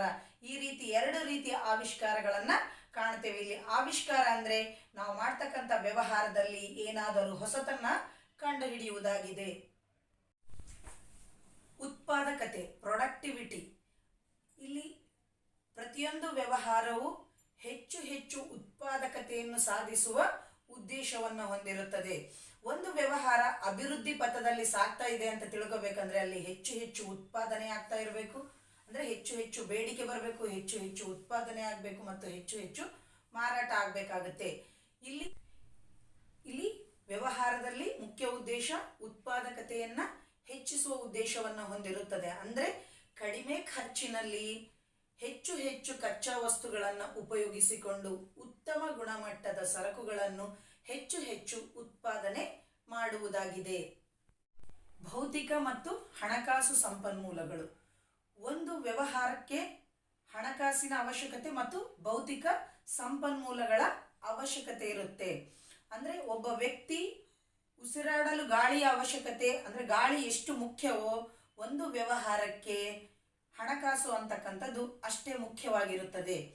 ಇಲ್ಲಿ ಏನಂತಂದರೆ ವ್ಯವಹಾರವನ್ನು ಸ್ಥಾಪನೆ ಮಾಡಲಿಕ್ಕೆ ನಮಗೆ ಯಂತ್ರೋಪಕರಣಗಳು, ಪೀಠೋಪಕರಣಗಳು, ಸ್ಥಳ ಬೇಕಾಗುತ್ತೆ, ಕಟ್ಟಡ ನಿರ್ಮಾಣ ಮಾಡಬೇಕಾಗುತ್ತೆ. ಇವೆಲ್ಲವನ್ನ ಮಾಡಲಿಕ್ಕೆ ಹಣಕಾಸಿನ ಅವಶ್ಯಕತೆ ತುಂಬ ಇರುತ್ತೆ. ಹಾಗಾಗಿ ವ್ಯವಹಾರವು ಇಲ್ಲಿ ಭೌತಿಕ ಸಂಪನ್ಮೂಲಗಳನ್ನು ಮತ್ತು ಹಣಕಾಸಿನ ಸಂಪನ್ಮೂಲಗಳನ್ನು ಬಳಕೆ ಮಾಡುವ ಗುರಿಯನ್ನು ಹೊಂದಿರುತ್ತದೆ. ಲಾಭ ಗಳಿಸುವುದು. ಪ್ರತಿಯೊಂದು ವ್ಯವಹಾರದಲ್ಲಿ ಮುಖ್ಯ ಉದ್ದೇಶ ಲಾಭ ಗಳಿಸುವುದಾಗಿದೆ. ನಾವು ಒಂದು ವ್ಯವಹಾರದಲ್ಲಿ ನಮ್ಮ ದಿನನಿತ್ಯದ ಖರ್ಚು ವೆಚ್ಚ, ಅಂದರೆ ನಮ್ಮ ಜೀವನ ನಿರ್ವಹಣೆಗೆ ನಮಗೆ ಹಣಕಾಸು ಬೇಕು. ಆ ಹಣಕಾಸು ಅದಕ್ಕೆ ಆ ಒಂದು ಜೀವನವನ್ನು ನಿರ್ವಹಣೆ ಮಾಡಲಿಕ್ಕೆ ನಾವು ಹಣ ಸಂಪಾದನೆ ಮಾಡುವ ಕೆಲಸ ಮಾಡ್ತೀವಿ. ಹಾಗಾಗಿ ಬರೀ ನಮ್ಮ ಜೀವನ ನಿರ್ವಹಣೆಗೆ ಮಾತ್ರ ಹಣ ಸಾಕಾಗೋದಿಲ್ಲ. ಆ ಒಂದು ವ್ಯವಹಾರವು ವ್ಯವಹಾರದಲ್ಲಿ ದಿನನಿತ್ಯದ ಖರ್ಚು ವೆಚ್ಚಗಳಿರ್ತವೆ. ಬಿಲ್ಡಿಂಗ್ ರೆಂಟ್ ಆಗಿರ್ಬೋದು, ಕರೆಂಟ್ ಬಿಲ್ ಆಗಿರ್ಬೋದು, ಇನ್ನಿತರ ಹಲವಾರು ಅಲ್ಲಿ ವರ್ಕರ್ಸಿಗೆಲ್ಲ ಸ್ಯಾಲರಿ ಕೊಡ್ತಕ್ಕಂಥದ್ದಾಗಿರ್ಬೋದು.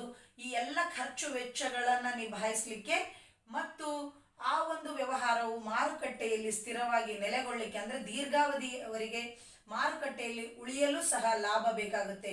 ವ್ಯವಹಾರದಲ್ಲಿ ಏನಂದ್ರೆ ಆ ಒಂದು ವ್ಯವಹಾರವು ಉಳಿವು ಮತ್ತು ಬೆಳವಣಿಗೆ ಹೊಂದಲಿಕ್ಕೆ ಲಾಭದ ಅವಶ್ಯಕತೆ ತುಂಬಾ ಇರುತ್ತದೆ. ಸಾಮಾಜಿಕ ಉದ್ದೇಶಗಳು ಅಂದ್ರೆ ಆರ್ಥಿಕ ಉದ್ದೇಶಗಳು ಅಂದ್ರೆ ಹಣದ ಉದ್ದೇಶಕ್ಕಾಗಿ ಮಾಡ್ತಕ್ಕಂಥದ್ದು ಆರ್ಥಿಕ ಉದ್ದೇಶ. ಇಲ್ಲಿ ಸಾಮಾಜಿಕ ಉದ್ದೇಶ ಅಂದ್ರೆ ಬರೀ ಹಣದ ಉದ್ದೇಶಕ್ಕಷ್ಟೇ ಅಲ್ಲದೆ ಸಮಾಜಕ್ಕೆ ಸೇವೆ ನೀಡುವ ಉದ್ದೇಶವನ್ನು ಸಹ ವ್ಯವಹಾರವು ಹೊಂದಿರಬೇಕಾಗುತ್ತೆ. ಈ ಸಾಮಾಜಿಕ ಉದ್ದೇಶಗಳಲ್ಲಿ ವ್ಯವಸ್ಥಾಪಕನ ಕಾರ್ಯಕ್ಷಮತೆ ಮತ್ತು ಅಭಿವೃದ್ಧಿ, ಮ್ಯಾನೇಜರ್ ಪರ್ಫಾರ್ಮೆನ್ಸ್ ಅಂಡ್ ಡೆವಲಪ್ಮೆಂಟ್ ಅಂದ್ರೆ ವ್ಯವಹಾರದಲ್ಲಿ ಒಬ್ಬ ವ್ಯವಸ್ಥಾಪಕನ ಅವಶ್ಯಕತೆ ಇರುತ್ತೆ.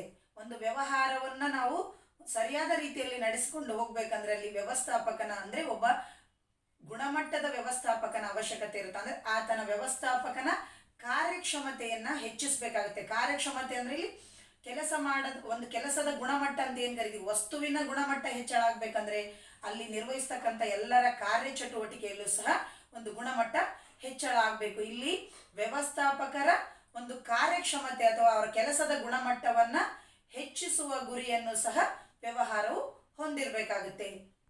ಕಾರ್ಮಿಕರ ಕಾರ್ಯಕ್ಷಮತೆ ಮತ್ತು ಮನೋಭಾವ, ವರ್ಕರ್ ಪರ್ಫಾರ್ಮೆನ್ಸ್ ಅಂಡ್ ಆಟಿಟ್ಯೂಡ್ ಅಂದ್ರೆ ಇಲ್ಲಿ ಒಂದು ವ್ಯವಹಾರದಲ್ಲಿ ಕಾರ್ಮಿಕರ ಕಾರ್ಯಕ್ಷಮತೆ ತುಂಬಾ ಮುಖ್ಯವಾಗಿರುತ್ತೆ. ಅಂದ್ರೆ ಒಬ್ಬ ವ್ಯವಹಾರದಲ್ಲಿ ಯಾರು ಬಂಡವಾಳವನ್ನು ತೊಡಗಿಸ್ತಾರೋ ಬಂಡವಾಳವನ್ನು ತೊಡಗಿಸಿಬಿಟ್ರೆ ಸಾಲದು, ಆ ಒಂದು ಬಂಡವಾಳಕ್ಕೆ ಅನುಗುಣವಾಗಿ ಅಲ್ಲಿ ಕೆಲಸ ಮಾಡತಕ್ಕಂಥ ಕಾರ್ಮಿಕರ ಒಂದು ಕೆಲಸದ ಗುಣಮಟ್ಟ ತುಂಬಾ ಮುಖ್ಯವಾಗಿರುತ್ತೆ. ಹಾಗಾಗಿ ಇಲ್ಲಿ ಒಂದು ವ್ಯವಹಾರದ ಈ ಕಾರ್ಮಿಕರನ್ನ ನಾವು ವ್ಯವಹಾರದ ಬೆನ್ನೆಲುಬು ಅಂತ ಹೇಳಿ ಕರಿಬಹುದು. ಕಾರ್ಮಿಕರಲ್ಲಿ ಒಂದು ಧನಾತ್ಮಕ ಮನೋಭಾವನೆಯನ್ನ ಬೆಳೆಸಲಿಕ್ಕೆ ಪ್ರಯತ್ನ ಮಾಡ್ಬೇಕಂದ್ರೆ ಅವರಲ್ಲಿ ಒಂದು ಸಕಾರಾತ್ಮಕ ಮನೋಭಾವನೆಯನ್ನ ಬೆಳೆಸಬೇಕು. ಪಾಸಿಟಿವ್ ಆಟಿಟ್ಯೂಡ್ ಅಂತ ಏನ್ ಕರಿತೀವಿ, ಅವರು ಯಾವುದೇ ಕೆಲಸವನ್ನ ನಿಷ್ಠೆಯಿಂದ ಶ್ರದ್ಧೆಯಿಂದ ಒಂದು ಸಕಾರಾತ್ಮಕ ಮನೋಭಾವನೆಯಿಂದ ಕಾರ್ಯವನ್ನ ಮಾಡುವಂತೆ ಮಾಡಬೇಕಾಗುತ್ತೆ. ಸಾಮಾಜಿಕ ಜವಾಬ್ದಾರಿ, ಸೋಷಿಯಲ್ ರೆಸ್ಪಾನ್ಸಿಬಿಲಿಟಿ. ವ್ಯವಹಾರದ ಉದ್ದೇಶ ಬರೀ ಲಾಭ ಮಾತ್ರ ಆಗಿರಬಾರದು, ಸಮಾಜಕ್ಕೆ ಒಳಿತನ್ನ ಮಾಡುವ ಉದ್ದೇಶವನ್ನ ಹೊಂದಿರಬೇಕಾಗುತ್ತೆ. ಸಮಾಜದ ಜನತೆಗೆ ಯಾವುದೇ ರೀತಿಯ ಹಾನಿಯಾಗದಂತೆ ವ್ಯವಹಾರವನ್ನ ಕೈಗೊಳ್ಳಬೇಕಾಗುತ್ತೆ. ಒಂದು ವ್ಯವಹಾರವನ್ನ ಕೈಗೊಂಡಾಗ ಅದರಿಂದ ಯಾವುದೇ ಜಲಮಾಲಿನ್ಯ, ವಾಯು ಮಾಲಿನ್ಯ, ಶಬ್ದ ಮಾಲಿನ್ಯ ಇತ್ಯಾದಿ ತೊಂದರೆಗಳು ಆಗದಂತೆ ಜನರಿಗೆ ನೋಡಿಕೊಳ್ಬೇಕಾಗುತ್ತೆ. ಒಂದು ವ್ಯವಹಾರ ತನಗೆ ಏನ್ ಬೇಕೋ ಅದನ್ನ ಉತ್ಪಾದನೆ ಮಾಡಿ ಮಾರಾಟ ಮಾಡತಕ್ಕಂಥದ್ದಲ್ಲ. ಜನರಿಗೆ ಏನು ಅವಶ್ಯಕತೆ ಇದೆ, ಜನರ ಅಪೇಕ್ಷಿಸಿದ ವಸ್ತುಗಳನ್ನ ಉತ್ಪಾದನೆ ಮಾಡಿ ಪೂರೈಕೆ ಮಾಡಬೇಕಾಗತ್ತೆ. ಅಂದ್ರೆ ಜನರ ಬೇಡಿಕೆಗಳಿಗೆ ಅನುಗುಣವಾಗಿ, ಅಪೇಕ್ಷೆಗೆ ಅನುಗುಣವಾಗಿ ಸರಕುಗಳನ್ನ ಉತ್ಪಾದನೆ ಮಾಡಿ ಮಾರಾಟ ಮಾಡುವ ಕಾರ್ಯವನ್ನ ಮಾಡಬೇಕಾಗುತ್ತೆ. ಇವೆಲ್ಲವೂ ವ್ಯವಹಾರದ ಉದ್ದೇಶಗಳಾಗಿವೆ. ವ್ಯವಹಾರದ ಉದ್ದೇಶಗಳು: 1 ಆರ್ಥಿಕ ಉದ್ದೇಶಗಳು, 2 ಸಾಮಾಜಿಕ ಉದ್ದೇಶಗಳು. ಅದರಲ್ಲಿ ಮೊದಲನೇದು ಆರ್ಥಿಕ ಉದ್ದೇಶಗಳು. ವ್ಯವಹಾರದ ಉದ್ದೇಶಗಳಲ್ಲಿ ಮೊದಲನೇದು ಮಾರುಕಟ್ಟೆ ನೆಲೆ. ವ್ಯವಹಾರ ಸಂಸ್ಥೆಯು ತನ್ನ ಗ್ರಾಹಕರಿಗೆ ತೃಪ್ತಿ ತರುವ ರೀತಿಯಲ್ಲಿ ಪೈಪೋಟಿಯುಕ್ತ ಸರಕುಗಳನ್ನು ಒದಗಿಸುವುದರ ಮೂಲಕ ದೀರ್ಘಕಾಲದವರೆಗೆ ಮಾರುಕಟ್ಟೆಯಲ್ಲಿ ಉಳಿಯುವ ಉದ್ದೇಶವನ್ನು ಹೊಂದಿರುತ್ತದೆ. ಆವಿಷ್ಕಾರವೆಂದರೆ ಯಾವುದಾದರೊಂದು ಕಾರ್ಯ ಮಾಡುವಾಗ ಹೊಸ ಕಲ್ಪನೆ ಅಥವಾ ವಿಧಾನಗಳನ್ನು ಅಳವಡಿಸಿಕೊಳ್ಳುವುದಾಗಿದೆ. ಪ್ರತಿಯೊಂದು ವ್ಯವಹಾರದಲ್ಲಿ 2 ಬಗೆಯ ಆವಿಷ್ಕಾರಗಳಿರುತ್ತವೆ. 1 ಸರಕು ಅಥವಾ ಸೇವೆಗಳಲ್ಲಿ ಆವಿಷ್ಕಾರ, 2 ಸರಕು ಅಥವಾ ಸೇವೆಗಳ ಸರಬರಾಜಿನಲ್ಲಿ ಅಗತ್ಯವಿರುವ ಅನೇಕ ಕೌಶಲ್ಯ ಮತ್ತು ಚಟುವಟಿಕೆಗಳ ಆವಿಷ್ಕಾರ. ಉತ್ಪಾದಕತೆಯನ್ನು ಕಚ್ಚಾ ವಸ್ತುಗಳ ಮೌಲ್ಯವನ್ನು ಸಿದ್ಧ ವಸ್ತುಗಳ ಮೌಲ್ಯದೊಂದಿಗೆ ಹೋಲಿಕೆ ಮಾಡುವುದರ ಮೂಲಕ ತಿಳಿದುಕೊಳ್ಳಲಾಗುತ್ತದೆ. ಕಡಿಮೆ ಖರ್ಚಿನಲ್ಲಿ ಹೆಚ್ಚು ಕಚ್ಚಾ ವಸ್ತುಗಳನ್ನು ಉಪಯೋಗಿಸಿಕೊಂಡು ಹೆಚ್ಚು ಉತ್ಪಾದನೆ ಮಾಡುವುದಾಗಿದೆ. ಭೌತಿಕ ಮತ್ತು ಹಣಕಾಸು ಸಂಪನ್ಮೂಲಗಳು. ಒಂದು ವ್ಯವಹಾರವನ್ನು ಸ್ಥಾಪಿಸಲು ಸ್ಥಳ, ಯಂತ್ರೋಪಕರಣ, ಕಚೇರಿ, ಕಟ್ಟಡ ಮತ್ತು ಹಣಕಾಸಿನ ಅವಶ್ಯಕತೆ ಇರುತ್ತದೆ. ಹಾಗಾಗಿ ವ್ಯವಹಾರವು ಭೌತಿಕ ಮತ್ತು ಹಣಕಾಸು ಸಂಪನ್ಮೂಲಗಳನ್ನು ಬಳಕೆ ಮಾಡುವ ಗುರಿಯನ್ನು ಹೊಂದಿರಬೇಕು. ಲಾಭ ಗಳಿಸುವುದು. ಪ್ರತಿಯೊಂದು ವ್ಯವಹಾರದ ಮುಖ್ಯ ಉದ್ದೇಶ ಲಾಭ ಗಳಿಸುವುದಾಗಿದೆ. ಅಂದಾಗ ಮಾತ್ರ ಸಂಸ್ಥೆಯ ಉಳಿವು ಮತ್ತು ಬೆಳವಣಿಗೆ ಸಾಧ್ಯವಾಗುತ್ತದೆ. ಸಾಮಾಜಿಕ ಉದ್ದೇಶಗಳು. ವ್ಯವಸ್ಥಾಪಕನ ಕಾರ್ಯಕ್ಷಮತೆ ಮತ್ತು ಅಭಿವೃದ್ಧಿ. ವ್ಯವಹಾರ ಚಟುವಟಿಕೆಯನ್ನು ನಡೆಸಲು ವ್ಯವಸ್ಥಾಪಕರ ಅಗತ್ಯತೆ ಇರುತ್ತದೆ. ಹಾಗಾಗಿ ವ್ಯವಸ್ಥಾಪಕರ ಕಾರ್ಯಕ್ಷಮತೆ ಹೆಚ್ಚಿಸುವುದು ಮತ್ತು ಅಭಿವೃದ್ಧಿ ಪ್ರಮುಖವಾದ ಉದ್ದೇಶವಾಗಿದೆ. ನೆಕ್ಸ್ಟ್, ಕಾರ್ಮಿಕರ ಕಾರ್ಯಕ್ಷಮತೆ ಮತ್ತು ಮನೋಭಾವ. ಪ್ರತಿಯೊಂದು ಸಂಸ್ಥೆಯು ಕಾರ್ಮಿಕರ ಕಾರ್ಯಕ್ಷಮತೆಯನ್ನು ಹೆಚ್ಚಿಸುವ ಗುರಿಯನ್ನು ಹೊಂದಿರಬೇಕು. ಹಾಗೆಯೇ ಕಾರ್ಮಿಕರಲ್ಲಿ ಸಕಾರಾತ್ಮಕ ಮನೋಭಾವನೆಯನ್ನು ಬೆಳೆಸಲು ಪ್ರಯತ್ನಿಸಬೇಕು. ಸಾಮಾಜಿಕ ಜವಾಬ್ದಾರಿ. ಸಾಮಾಜಿಕ ಸಮಸ್ಯೆಗಳನ್ನು ನೀಗಿಸಲು ಸಂಪನ್ಮೂಲಗಳನ್ನು ಬಳಕೆ ಮಾಡುವ ಮತ್ತು ಸಮಾಜವು ಅಪೇಕ್ಷಿಸಿದ ರೀತಿಯಲ್ಲಿ ಕಾರ್ಯನಿರ್ವಹಿಸುವುದು ಸಾಮಾಜಿಕ ಜವಾಬ್ದಾರಿಯಾಗಿದೆ. ವ್ಯವಹಾರ ನಷ್ಟ ಭಯಗಳ ಸ್ವರೂಪ. ವ್ಯವಹಾರದಲ್ಲಿ ನಷ್ಟ ಭಯಗಳು ಅನಿಶ್ಚಿತತೆಗಳಿಂದಾಗಿ ಉಂಟಾಗುತ್ತವೆ. ಇಲ್ಲಿ ಅನಿಶ್ಚಿತತೆ ಅಂದರೆ ಭವಿಷ್ಯದಲ್ಲಿ ಏನಾಗುತ್ತದೆಂದು ಅರಿವಿಲ್ಲದಿರುವುದನ್ನು ನಾವು ಅನಿಶ್ಚಿತತೆ ಅಂತ ಹೇಳಿ ಕರಿತೀವಿ. ಅಂದರೆ ನಾವು ವ್ಯವಹಾರದಲ್ಲಿ ಲಾಭದ ಒಂದು ಪ್ರಯತ್ನ ಮಾಡಿದಾಗಲೂ ಕೂಡ ಹಲವಾರು ಕಾರಣಗಳಿಂದ ನಷ್ಟ ಅನುಭವಿಸುವ ಸಾಧ್ಯತೆಗಳಿರ್ತವೆ. ಅಂದರೆ ಇಲ್ಲಿ ಭವಿಷ್ಯದಲ್ಲಿ ಏನಾಗುತ್ತೆ ಅನ್ನೋದು ನಮಗೆಲ್ಲ ಗೊತ್ತಿರೋದಿಲ್ಲ. ನೈಸರ್ಗಿಕ ವಿಕೋಪಗಳಾಗಿರಬಹುದು, ಬೇಡಿಕೆಯಲ್ಲಿನ ಬದಲಾವಣೆಗಳಾಗಿರಬಹುದು, ಬೆಲೆಗಳಲ್ಲಿನ ಏರಿಳಿತ ಆಗಿರಬಹುದು, ಇನ್ನಿತರ ಹಲವಾರು ಸರ್ಕಾರದ ನೀತಿಯಲ್ಲಿನ ಬದಲಾವಣೆ ಆಗಿರ್ಬೋದು. ಈ ಹಲವಾರು ಕಾರಣ, ಫ್ಯಾಷನ್ ಮತ್ತು ಅಭಿರುಚಿಯಲ್ಲಿನ ಬದಲಾವಣೆಯಿಂದಾಗಿ ಹಲವಾರು ಕಾರಣಗಳಿಂದ ವ್ಯವಹಾರದಲ್ಲಿ ನಷ್ಟ ಅನುಭವಿಸುವ ಸಾಧ್ಯತೆ ಇರುತ್ತದೆ. ಇಲ್ಲಿ ನೈಸರ್ಗಿಕ ವಿಕೋಪಗಳು ಅಂದರೆ ಭೂಕಂಪ, ನೆರೆಹಾವಳಿ, ಸುನಾಮಿ, ಅತಿವೃಷ್ಟಿ, ಅನಾವೃಷ್ಟಿ ಇತ್ಯಾದಿ ಕಾರಣಗಳಿಂದ ವ್ಯವಹಾರದಲ್ಲಿ ನಷ್ಟ ಉಂಟಾಗ್ತವೆ. ಮತ್ತು ಸಾಕಷ್ಟು ಪ್ರಮಾಣದ ಉತ್ಪಾದನೆಯಾಗಿರುತ್ತೆ, ಆದರೆ ಬೇಡಿಕೆ ಕಡಿಮೆಯಾದಾಗ ಅಥವಾ ಜನರ ಫ್ಯಾಷನ್ ಮತ್ತು ಅಭಿರುಚಿಯಲ್ಲಿ ಬದಲಾವಣೆಯಾದಾಗ ಅಥವಾ ಬೆಲೆಯಲ್ಲಿನ ಕುಸಿತ ಉಂಟಾದಾಗ ವ್ಯವಹಾರದಲ್ಲಿ ನಷ್ಟವಾಗುವಂತಹ ಸಾಧ್ಯತೆ ಇರುತ್ತದೆ. ಅದೇ ರೀತಿಯಾಗಿ ಸರ್ಕಾರದ ನೀತಿಯಲ್ಲಿನ ಬದಲಾವಣೆಯಿಂದಾಗಿಯೂ ಸಹ ವ್ಯವಹಾರದಲ್ಲಿ ನಷ್ಟ ಅನುಭವಿಸುವ ಸಾಧ್ಯತೆ ಇರುತ್ತೆ. ಉದಾಹರಣೆಗೆ ಈಗ ಸರ್ಕಾರ ಏನು ಮಾಡಿತಂದ್ರೆ ಪ್ಲಾಸ್ಟಿಕ್ ನಿಷೇಧವನ್ನ ಮಾಡಿತು. ಪ್ಲಾಸ್ಟಿಕ್ ಅನ್ನ ಉಪಯೋಗ ಮಾಡಬಾರದು ಅಂತಕ್ಕಂಥ ಒಂದು ನೀತಿಯನ್ನ ಜಾರಿಗೆ ತಂದಿತು. ಅಂತಹ ಸಂದರ್ಭದಲ್ಲಿ ಈ ಎಲ್ಲ ಪ್ಲಾಸ್ಟಿಕ್ ಕಂಪನಿಗಳು ನಷ್ಟ ಅನುಭವಿಸುವಂತಾಯಿತು. ಹೀಗಾಗಿ ಹಲವಾರು ಕಾರಣಗಳಿಂದ ವ್ಯವಹಾರದಲ್ಲಿ ನಷ್ಟ ಅನುಭವಿಸಬಹುದು.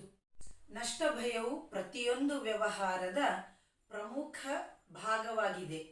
ಅಂದರೆ ಇಲ್ಲಿ ಪ್ರತಿಯೊಂದು ವ್ಯವಹಾರವು ನಷ್ಟ ಭಯವನ್ನ ಹೊಂದಿರುತ್ತದೆ.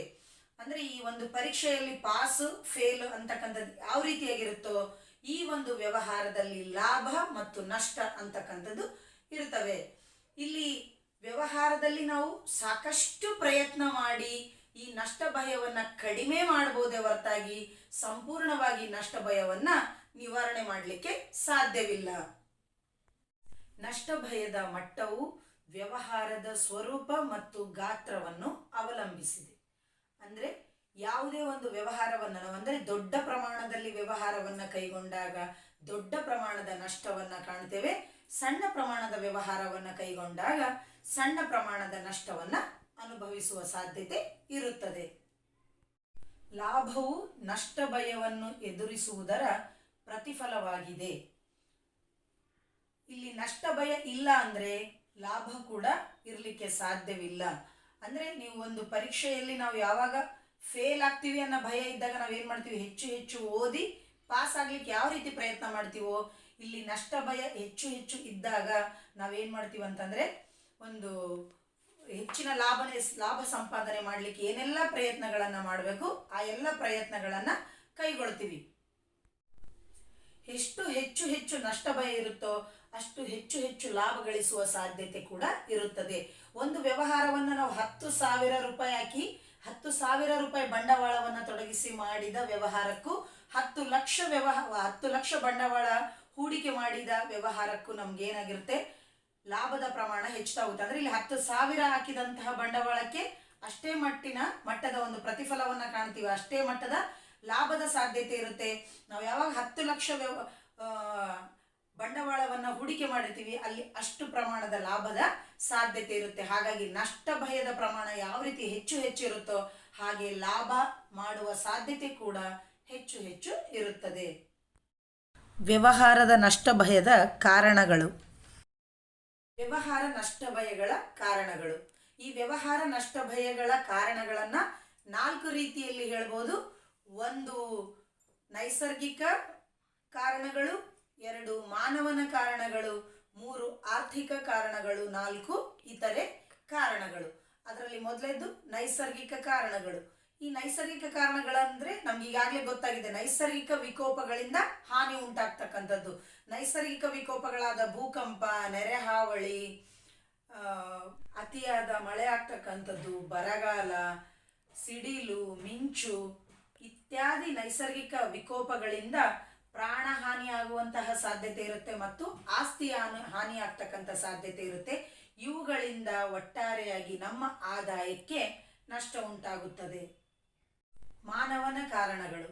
ಮಾನವನ ಕಾರಣಗಳಲ್ಲಿ ಇಲ್ಲಿ ನೌಕರರ ನಿರ್ಲಕ್ಷ್ಯ, ಅಪ್ರಾಮಾಣಿಕತೆ, ಮುಷ್ಕರ, ದಂಗೆ ಮುಂತಾದ ಕಾರಣಗಳಿಂದ ವ್ಯವಹಾರದಲ್ಲಿ ನಷ್ಟ ಉಂಟಾಗುವಂತಹ ಸಾಧ್ಯತೆಗಳಿರ್ತವೆ.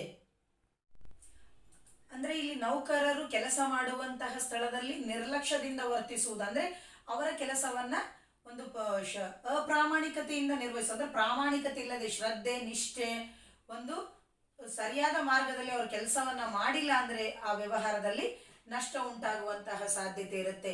ಮತ್ತು ಹಲವಾರು ಕಾರಣಗಳಿಂದ ನೌಕರರು ಸಂಸ್ಥೆಗೆ ಸ್ಟ್ರೈಕ್ ಮಾಡ್ತಕ್ಕಂಥದ್ದು, ಬೀಗ ಮುದ್ರೆ ಹಾಕ್ತಕ್ಕಂಥದ್ದು, ಇಲ್ಲಿ ನೌಕರರ ಒಂದು ಅಪ್ರಾಮಾಣಿಕತೆಯ ಕಾರ್ಯಚಟುವಟಿಕೆಯಿಂದಲೂ ಸಹ ವ್ಯವಹಾರದಲ್ಲಿ ನಷ್ಟ ಉಂಟಾಗುವಂತಹ ಸಾಧ್ಯತೆಗಳಿರ್ತವೆ.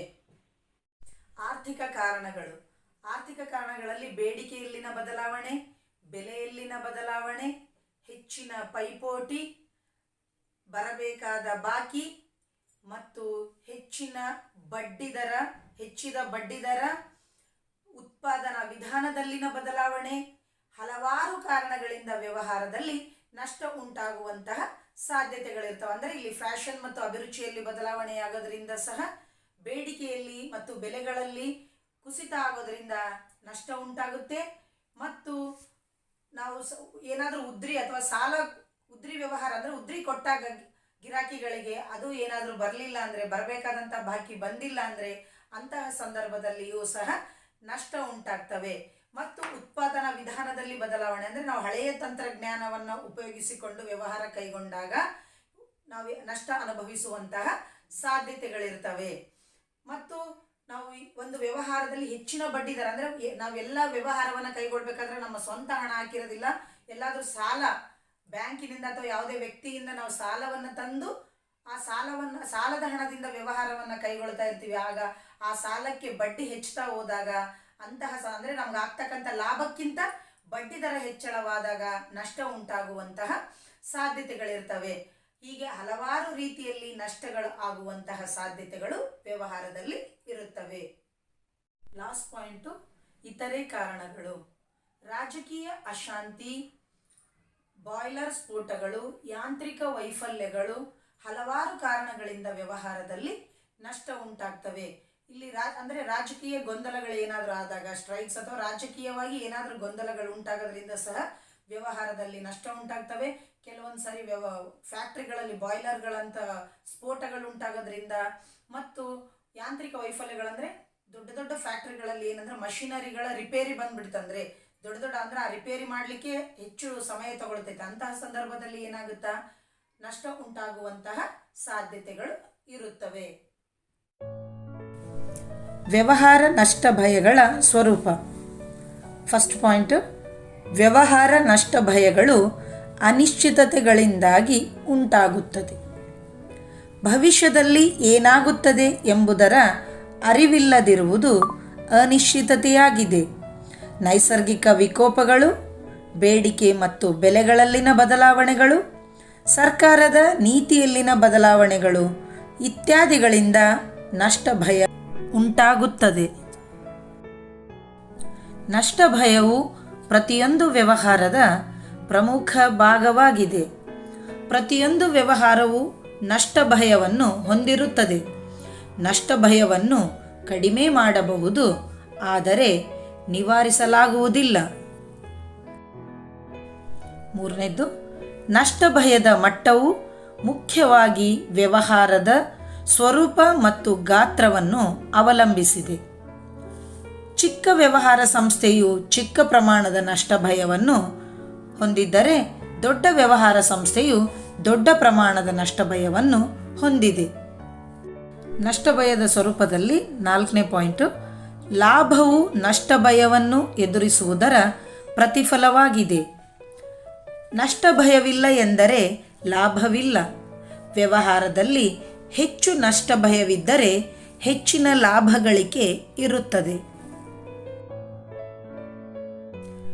ವ್ಯವಹಾರ ನಷ್ಟ ಭಯಗಳ ಕಾರಣಗಳು. ಅದರಲ್ಲಿ ಮೊದಲನೇದು ನೈಸರ್ಗಿಕ ಕಾರಣಗಳು. ನೈಸರ್ಗಿಕ ವಿಕೋಪಗಳಾದ ಪ್ರವಾಹ, ಭೂಕಂಪ, ಮಿಂಚು ಮತ್ತು ಸಿಡಿಲು, ಮಳೆ, ಬರಗಾಲ ಇವುಗಳಿಂದ ಪ್ರಾಣಹಾನಿ, ಆಸ್ತಿ ಹಾನಿ ಉಂಟಾಗಿ ಆದಾಯಕ್ಕೆ ನಷ್ಟವಾಗುತ್ತದೆ. ಎರಡನೇದು ಮಾನವನ ಕಾರಣಗಳು. ನೌಕರರ ನಿರ್ಲಕ್ಷ್ಯ, ಅಪ್ರಾಮಾಣಿಕತೆ, ಮುಷ್ಕರ, ದಂಗೆ ಮುಂತಾದ ಕಾರಣಗಳಿಂದ ನಷ್ಟ ಉಂಟಾಗುತ್ತದೆ. ಆರ್ಥಿಕ ಕಾರಣಗಳು. ಸರಕುಗಳ ಬೇಡಿಕೆ, ಪೈಪೋಟಿ, ಬೆಲೆ, ಗ್ರಾಹಕರಿಂದ ಬರಬೇಕಾದ ಬಾಕಿ, ಉತ್ಪಾದನಾ ವಿಧಾನದಲ್ಲಿನ ಬದಲಾವಣೆ, ಸಾಲದ ಮೇಲಿನ ಬಡ್ಡಿ ದರದ ಹೆಚ್ಚಳ, ಹೆಚ್ಚಿನ ತೆರಿಗೆ ಇವೆಲ್ಲವೂ ನಷ್ಟ ಭಯಕ್ಕೆ ಕಾರಣವಾಗುತ್ತವೆ. ಇತರೆ ಕಾರಣಗಳು. ರಾಜಕೀಯ ಅಶಾಂತಿ, ಬಾಯ್ಲರ್ ಸ್ಫೋಟದಂತಹ ಯಾಂತ್ರಿಕ ವೈಫಲ್ಯಗಳು, ವಿನಿಮಯ ದರದಲ್ಲಿನ ಬದಲಾವಣೆಗಳು ಇನ್ನಿತರ ಕಾರಣಗಳಿಂದ ವ್ಯವಹಾರದಲ್ಲಿ ನಷ್ಟ ಉಂಟಾಗುತ್ತದೆ.